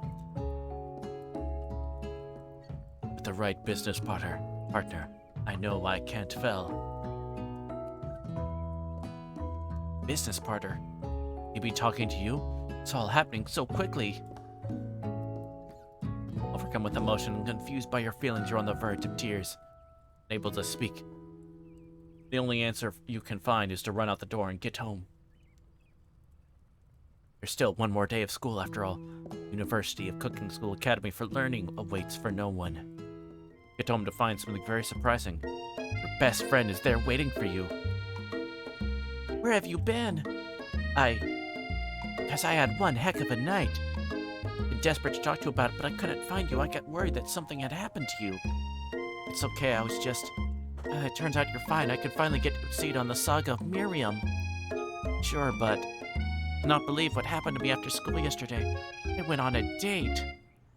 I think I can believe that. I had partnered up with Clank. He asked me to go out with him. Of course, I told him, you better keep your dials turned to polite and respectful. I'm not that kind of girl. But he was just interested in spending some one-on-one time together and getting to know me.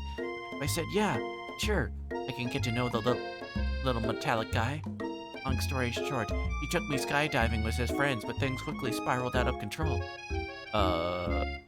Did she just say skydiving if that's a typical first date to go on with a talking pressure cooker?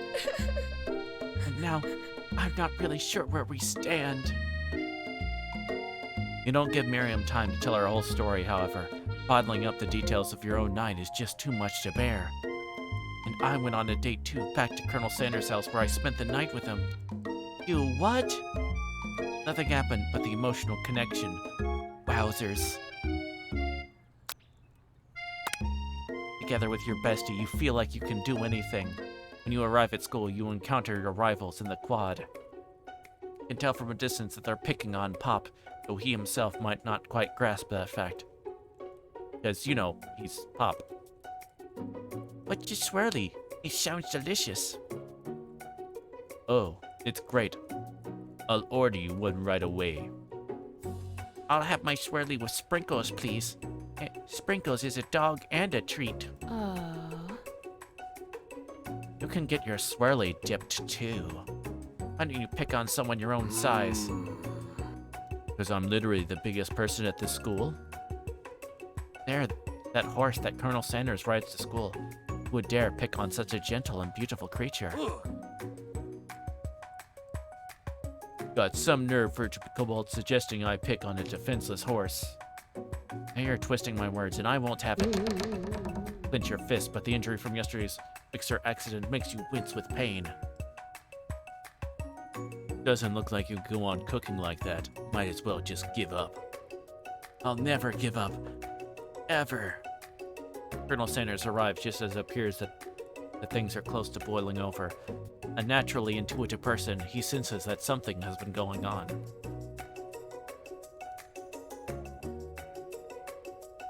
Is everyone excited for the final day of school? Virtual B. Kobold, how's that hand feeling? I'm sure you'll be back in fighting form by this afternoon. Aren't you concerned about my hands, Colonel? Yesterday I almost broke a nail winning so hard. Technically, I don't believe a winner was decided. Your presentation was quite impressive. What is he doing complimenting her? What about the flavor of my delicate, warm, gooey chocolate sauce? It was clear that you're passionate about how your food is received. That's a lot of words to say it was bland. Excuse me, Virtual Kobold. I am more than capable enough to speak for myself. Maybe you should tell me more of your thoughts. As we can walk into class, Colonel. Always interested in discussing the fine art of fine foods.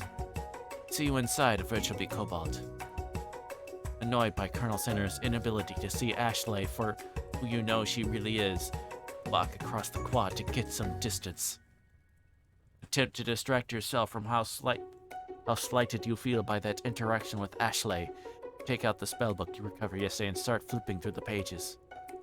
Whoa, that's the book? It looks like bad news. Something I found lying around. It appeared to be some sort of grimoire. But I don't really believe in that magic stuff. A grimoire? Like a book of spells? I don't know. Would spend so much time decorating a magic book if it weren't really powerful. I can think of one surefire way to find out. You open to a page covered with arcane warnings. Cast only in case of extreme emergency, it says around the edges of the page. I could use this spell here that says it will release anyone I choose from all my memories. If I scrub out Colonel Sanders, probably better help me focus better on the upcoming final exam.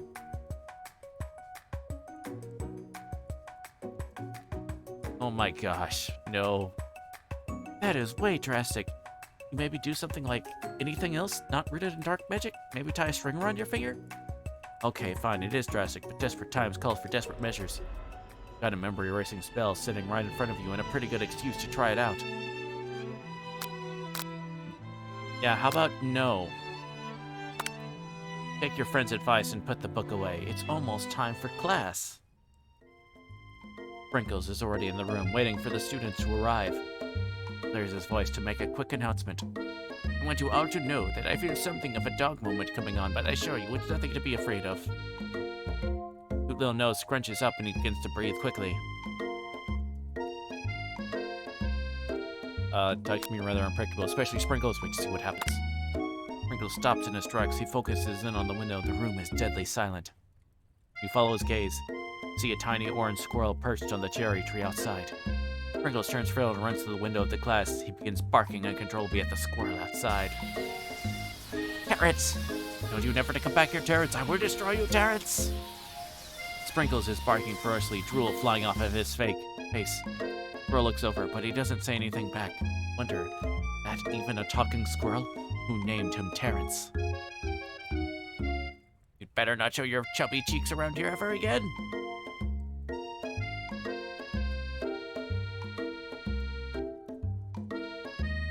After Sprinkles is satisfied that his presence has been felt by not only Terrence, but by any other squirrel in hearing distance, he returns to his professional tone.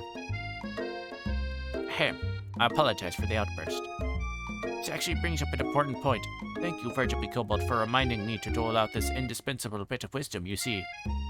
Before he can go any further, Miriam's love drama spills over into the class. Sprinkles interrupted by whirs and spars coming from the back of the room. I told you to save it after class. Think I wanted to be thrown from a plane, strapped to a stranger? Miriam and Clank appear to be arguing. Still haven't learned to speak Clank's language of mechanical noises. Whir. But no, you had to show it off to your cool kid friends, Jeff and Joan. J and J forever. Watch us form a triangle in midair as we descend. Triangles are the strongest shape, don't you know? Yeah, well, that doesn't make it a great date. Beep. Whir. And take Jeff and Joan with you. You can all hold hands as you pedal down the mountain or off a cliff for all I care. Sad beep. Clank begins to shudder. Steam pours out of the gaps in his panels. Then a loud ding stops him in his tracks. No amount of seasoning is going to make me want to eat that, Clank. Clank burps out a completely deep-fried sneaker, considering that he himself has wheels, not feet. It's not entirely clear where it came from. That's disturbing. In terms of deep-fried footwear, I guess it looks okay? Clank slowly rolls out to the room to be alone with his shoe. Everyone tries to pretend like they didn't see that entire thing go down. Nothing like a loud public breakup to cast a pall over the final day of school. That was unfortunate. But we mustn't be distracted from what lies ahead. Final competition, showdown, challenge, exam. Still working on the title, but I think you get it. Test time approaches. See you all in the arena. Before you can think about your upcoming competition, there's a very beautiful soul nearby in need of a pep talk.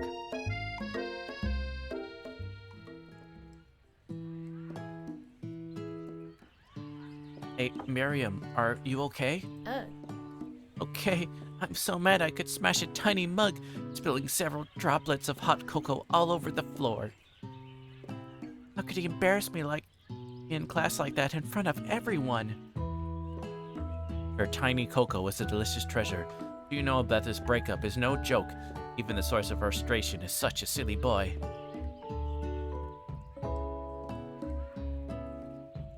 I know that you know this, but I'm gonna say it out loud. Don't need anyone. You are a strong and independent woman.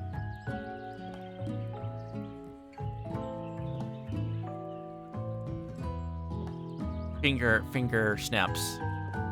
Finger snap. Coco did nothing. This is true. Coco did not. There's no reason to spoil poor Coco. Hot cocoa all over places. Or the tiny mug. We don't need that. Don't need that at all, Miriam.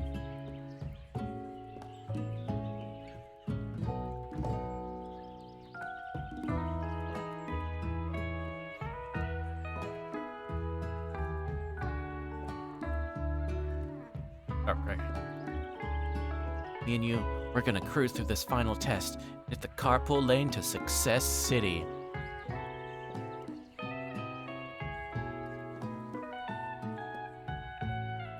In the state of awesome, in the United States of Superfly. Yeah. On the planet of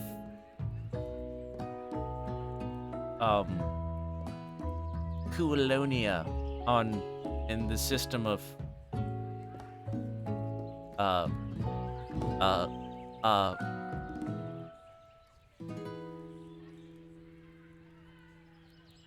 Awesome 5 in the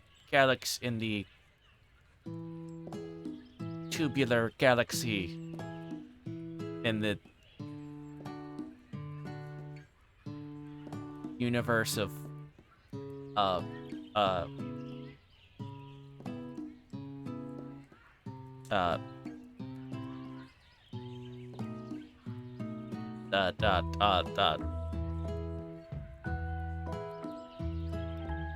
and now I've completely got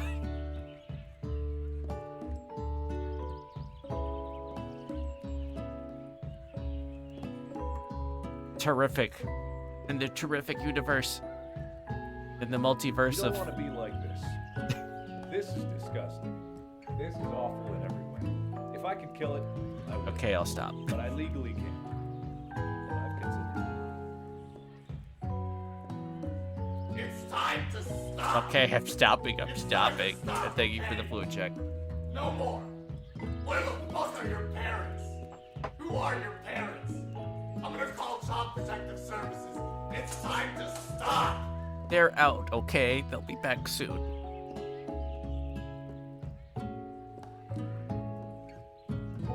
Miriam brightens up, imagining the wind rushing through her short bangs, but she hesitates to embrace the feeling all the way. You're not going to saddle up on Colonel Sanders' stallion and ride off into the sunset without me? Of course not. Well, maybe, sort of, but I'm sure there's a pony out there with your name on it. And a ranch big enough for both of us and whoever else we want to bring along. It's not Pop or Clank or anyone else you meet today, tomorrow, this whole year, so what? You're a special person who shouldn't settle for the first someone to show a little interest anyhow.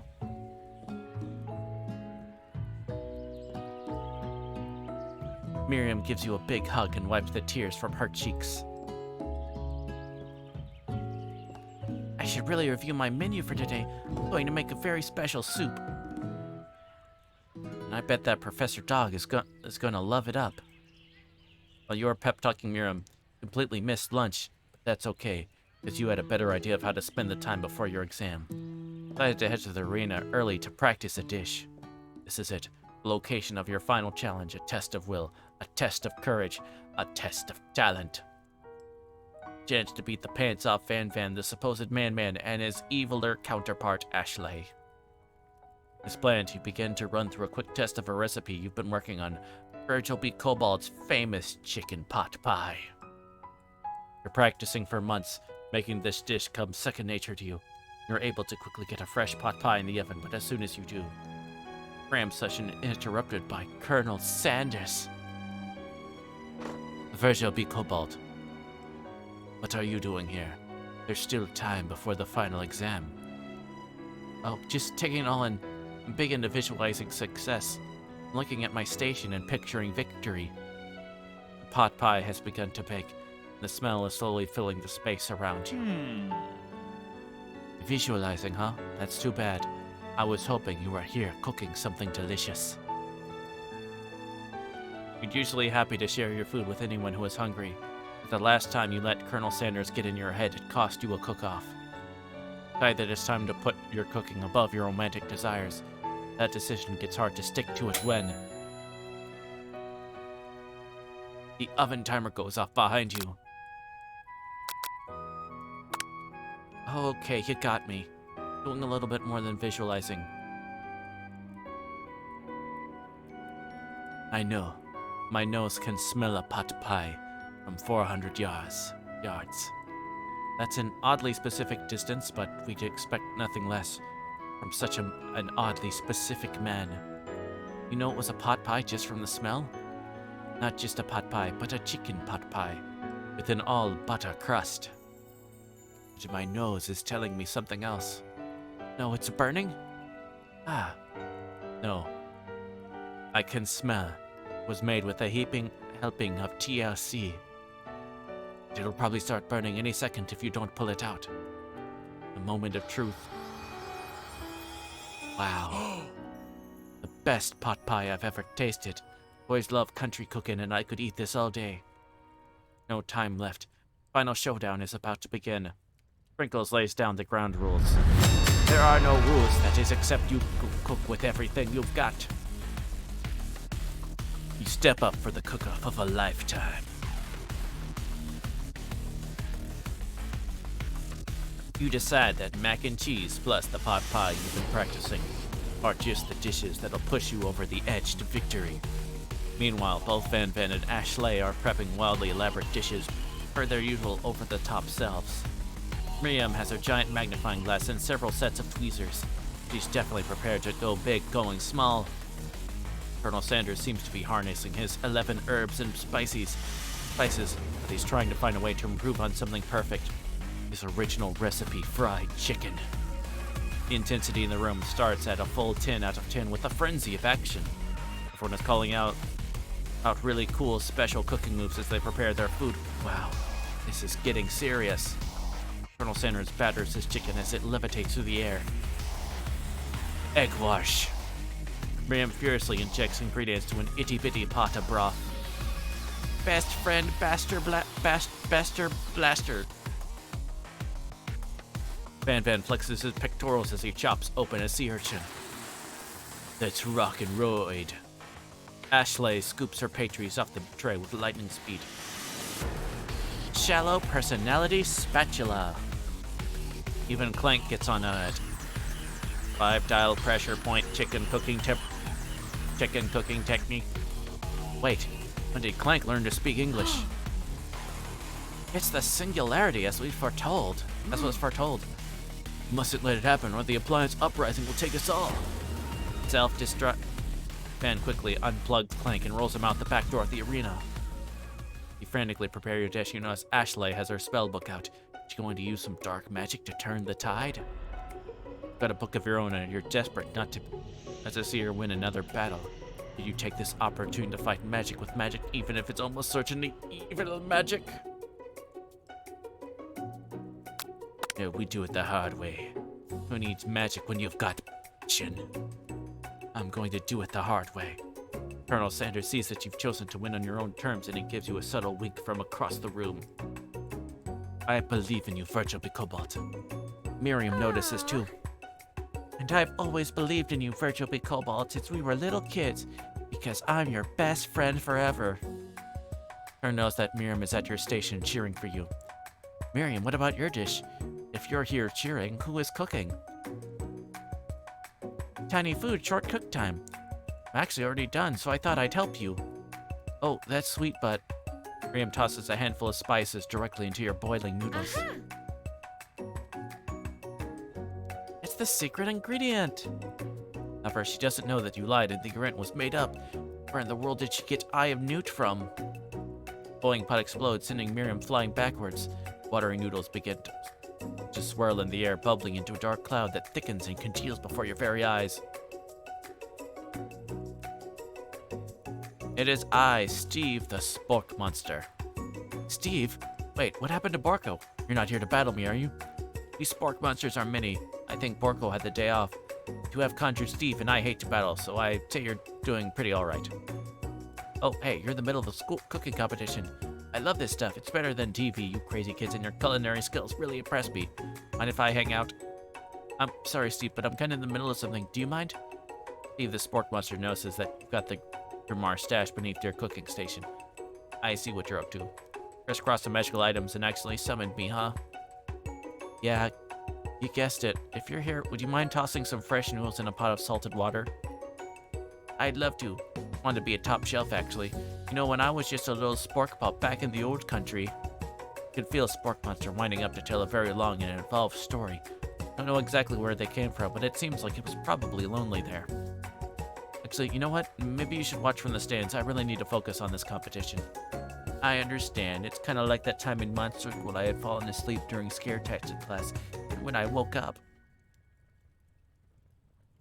You toss a serious stare at Steve, and he takes the hint. Never mind, I'll tell you later. Good luck.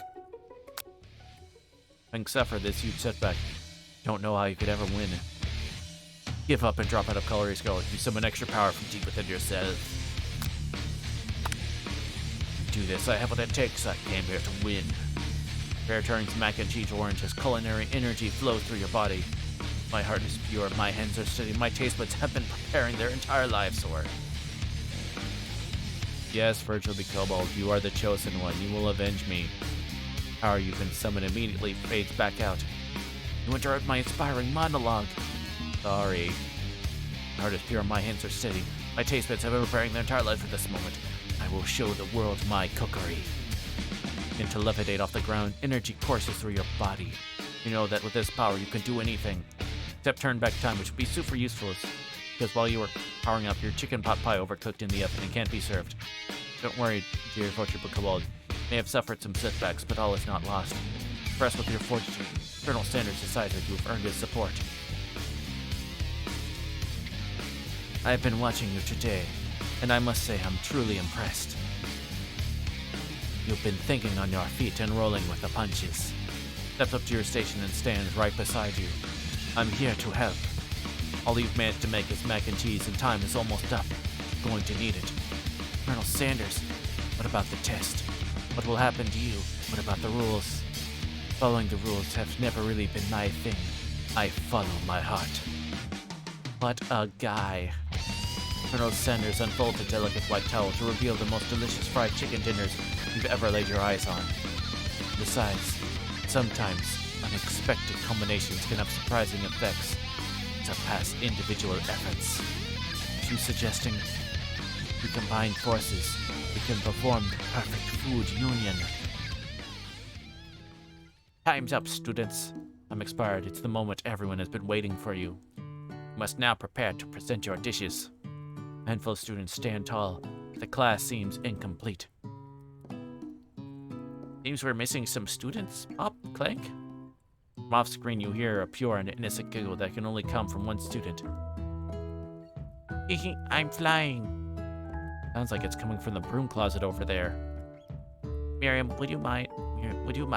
Out of the closet, you see Pop hang on a broom hook by the elastic of his underpants. Pop, get down from there right now. Let me guess. Did Van have something to do with this? When someone asks for a wedgie, who am I to refuse? I thought a wedgie was a salad. Looks like Pop is eliminated from the challenge, seeing how he couldn't cook anything. I can't feel my legs. May I be excused? Sure. Kids and your pranks. I must say, it's not the worst prank in UCS AL history, but it's not exactly yearbook material. Wait a second, Preggs. Click! Where did that pressure cooker roll off to? Wait to hear a signature word beep or other onomatopoeia, but there's none. Somehow he must have gotten unplugged. Yes, I'll have to figure that out later. That leaves only 4 remaining students. Please collect your final projects. Yes, it has been a long semester. Wow, 3 whole days long. After days of hard work, time has come for me to eat. Miriam, please step forward. Now, describe your dish. I've made tender udon noodles in savory broth. My word, it's so delicate. Is that a teeny tiny Narutomaki I spy afloat in this itsy bitsy bowl? Yes, chef. Please call me Sprinkles. Chef is my father's name.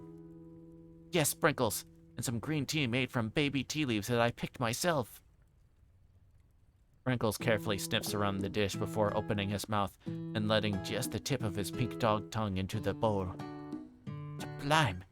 Anyone else like a taste? Come on, I'm not one of those dogs who doesn't floss. I even have a really cute electric toothbrush for dogs. Fine, I'll enjoy it all by myself. In a flash, the entire meal has been devoured. Not that it took much. It was less than a thimble's worth of soup. A+, rarely do I taste a dish with as much love poured into it as yours. Miriam is overjoyed. She gives you a huge hug. Thank you, Virtual Kobold, for helping me to believe in myself. Fan, you're up. Now describe your dish.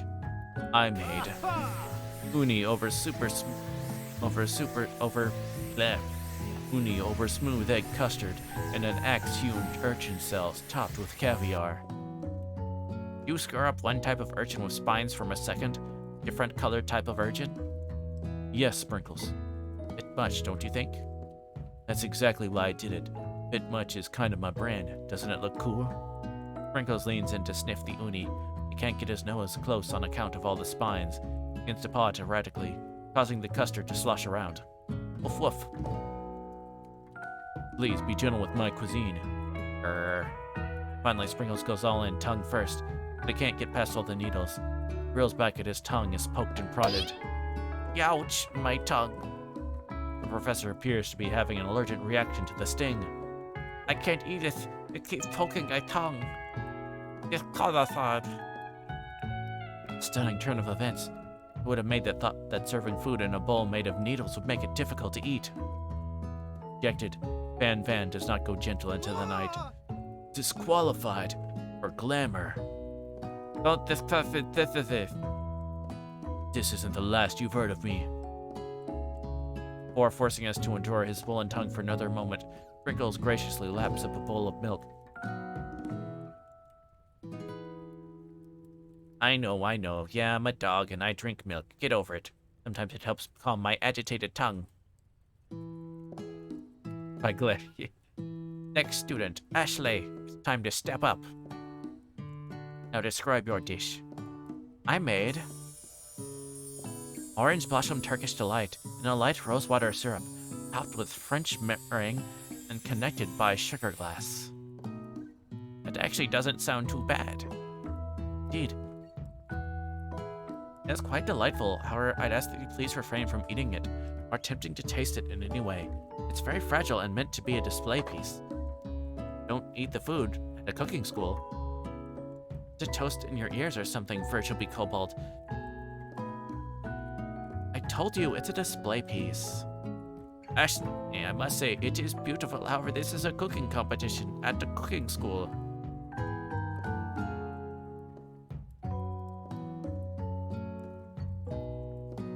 Yeah. Which is why I cooked it and did an extremely good job cooking it too. I didn't realize that we were having an eating exam. If I wanted to be judged on eating, I'd go to the College of Eating School for the Hungry. Suppose you could smell it if you absolutely insisted, but don't breathe too hard. It might disrupt the sugar spiral. The food cannot be eaten, it cannot be judged. You are disqualified. Rage overtakes Ashley, and she finally cannot keep her two-faced routine up. You wouldn't know high-end cuisine if it cooked you. At that, Ashley storms off to rededicate herself to being the best, this time without being shackled by trying to be fake nice and liked by everyone. This isn't the last you've heard of me, either. This class gets much smaller, I'll be teaching myself. You and Colonel Sanders, the final cook, step up together. Who chefs? Began as a bowl of delicious mac and cheese. Has become something else. He examines it closely, sniffing and eyeing the bowl. Oh, I don't have a good feeling about this. From somewhere in the room, a literal drum roll plays. It's when I thought I'd seen everything in the kitchen. You give me this thing. Completely blow me away. My 49 dog years of life, I've never tasted anything so delicious and perfectly balanced. Like Todd Howard himself balanced it. So delicious, in fact, that everyone passes the class. You pass, and you pass, and you get a pass. Everyone gathers round and partakes of the mac and cheese bowl. They all seem to transcend this reality to another dimension. You win! Together, you and Colonel Sanders have made a new menu item. The new menu item is so impressive, even the Van and Ashley are drawn back into by its magnificent fragrance. Like eyes upon your mac and cheese bowl, they admit you are indeed an excellent chef. Sprinkle declares that you have passed. Everyone has passed. There were supposed to be more battles, but come on. How could they be better than this one? Now that the school year is complete and everyone's graduated, the students return for one last assignment to get their groove on. Cafeteria is completely redecorated in order to serve as the site of the school's graduation dance. Compared to the massive high-tech cooking arena, the humble decor seems downright cute and cozy. DJ Dog in the house, araroo.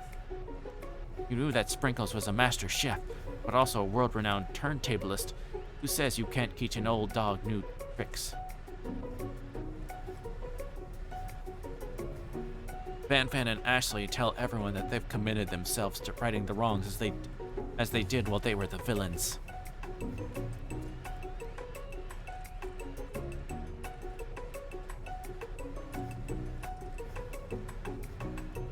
She definitely has sus art of her, I'm sure.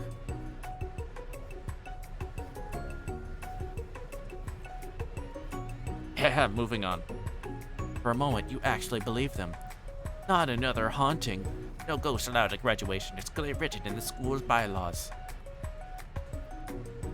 I was never actually a ghost. It was all a trick to get you to finally notice me. Yup. Oh, amusing. Now that everyone is together, it's the Spork Monster. He has totally mellowed out.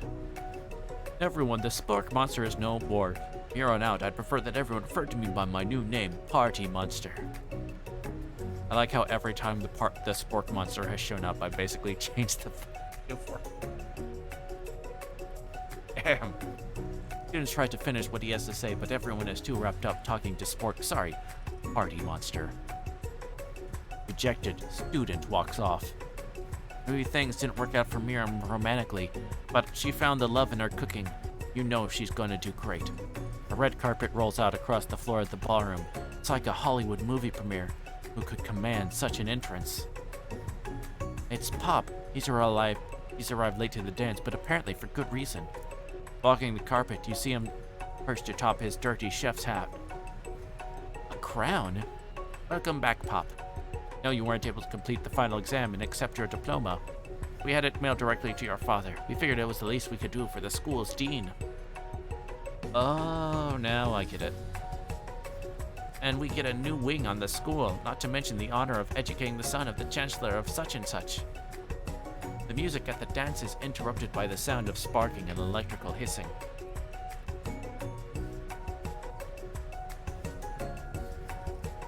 Clank has arrived late to the dance. Now that I have graduated, I can reveal my truth. Whoa, he's still doing the talking thing. I am Clank, and I am not of this earth. I am actually from a faraway planet in another dimension. What? What? I actually feel like I knew that this whole time. Now that I have learned the ways of your earth, I must return. Miriam, would you come with me? I don't know what to say. No, obviously. Just begin to learn who I really am. This is the time for me to devote my life to figuring out who you are, Clank. You're blown away by Miriam's maturity. It's pretty clear she has managed to surpass you in that regard.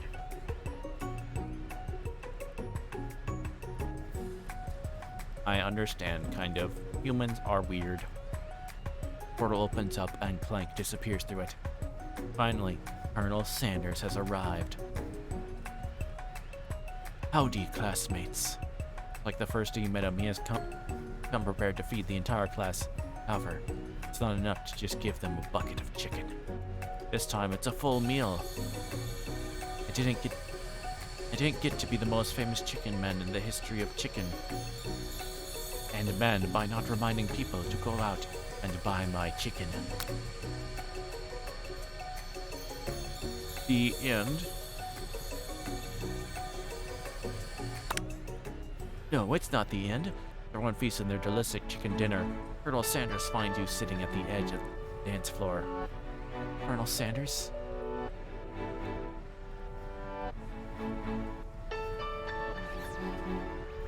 Yes, where shall be Kobold?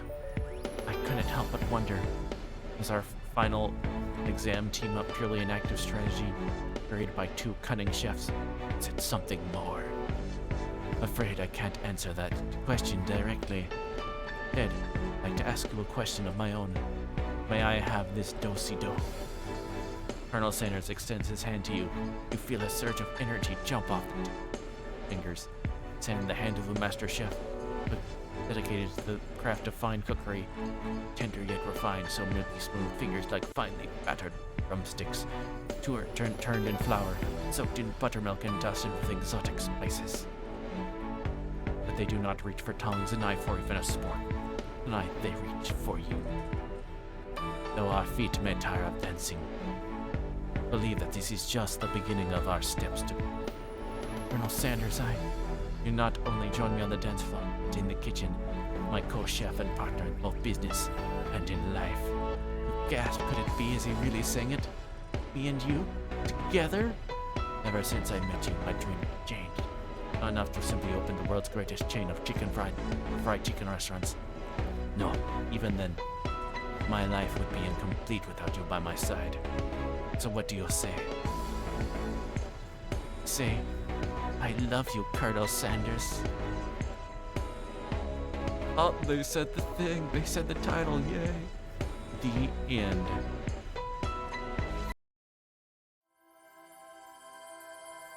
KFC presents.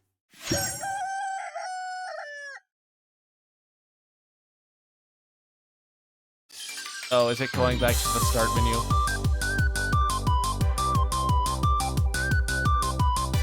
Yep. Okay, we did it.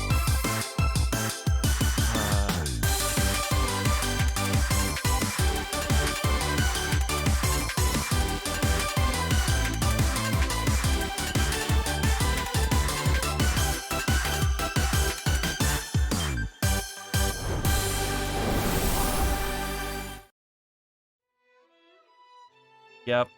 Okay, that's the... We did it.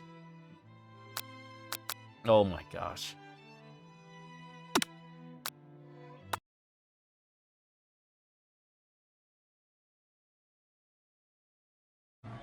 And the crowd goes wild.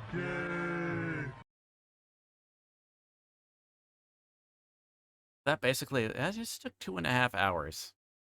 Honestly, someone else probably would have gotten done through quicker. I've learned I'm slow about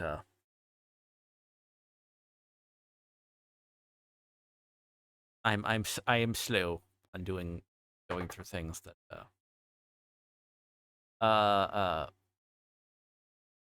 honestly, if I had known it was probably good, I would have probably just yeah,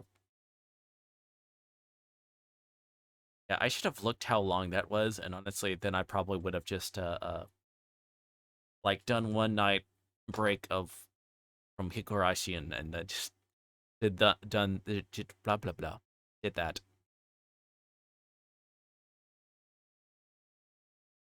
There a speed run for dating Colonel Sanders? I'm sure there is. I mean, honestly,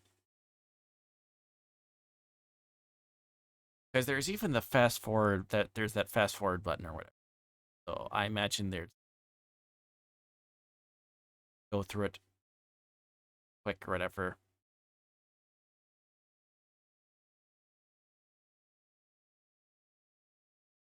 Um,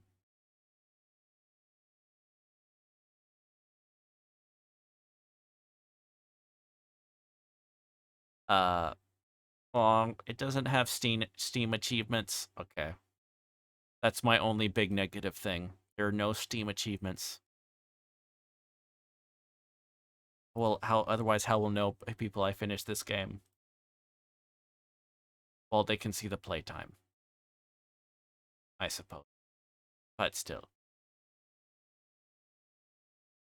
Anywho. Yeah, let's get that. It is free, like, on Steam.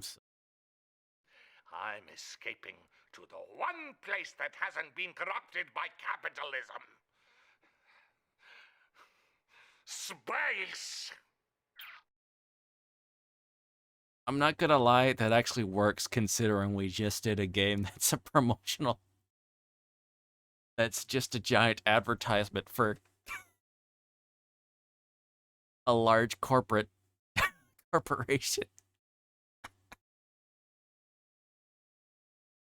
Featuring dating a corporate mascot. It kind of works.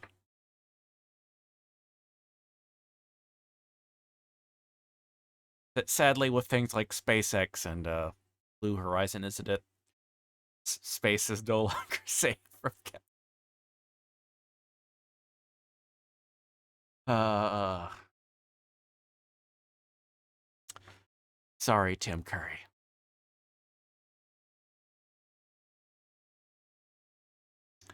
Anyway, good choice.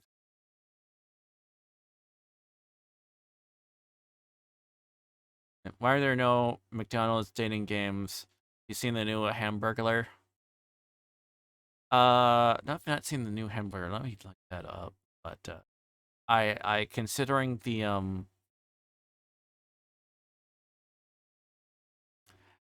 I don't see a a game about dating a male clown as working out.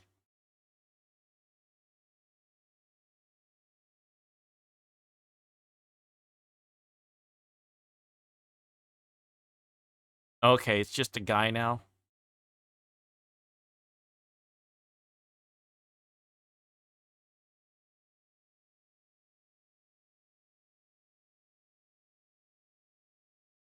Yeah, I know, there's a lot. They have a lot or whatever. It would just be the main one, just features I mean, yeah, I don't see it working. Trying to think what other like uh other ones might work. I feel like Wendy's could do something.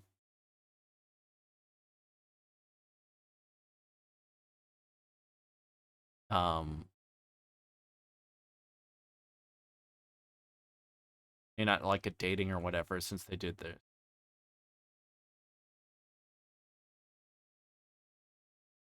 They've done other games with them or whatever. Actually, there's of like Burger King. I think I've. I think there is stuff there or whatever, like early 2000s or stuff like that. There's like some random games that they were made. Uh,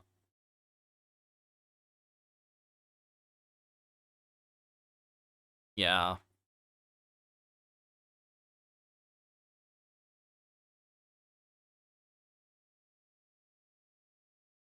Hmm. Yeah, that was it. I hope you'll enjoy it. So we'll have to make sure we do another community in the future.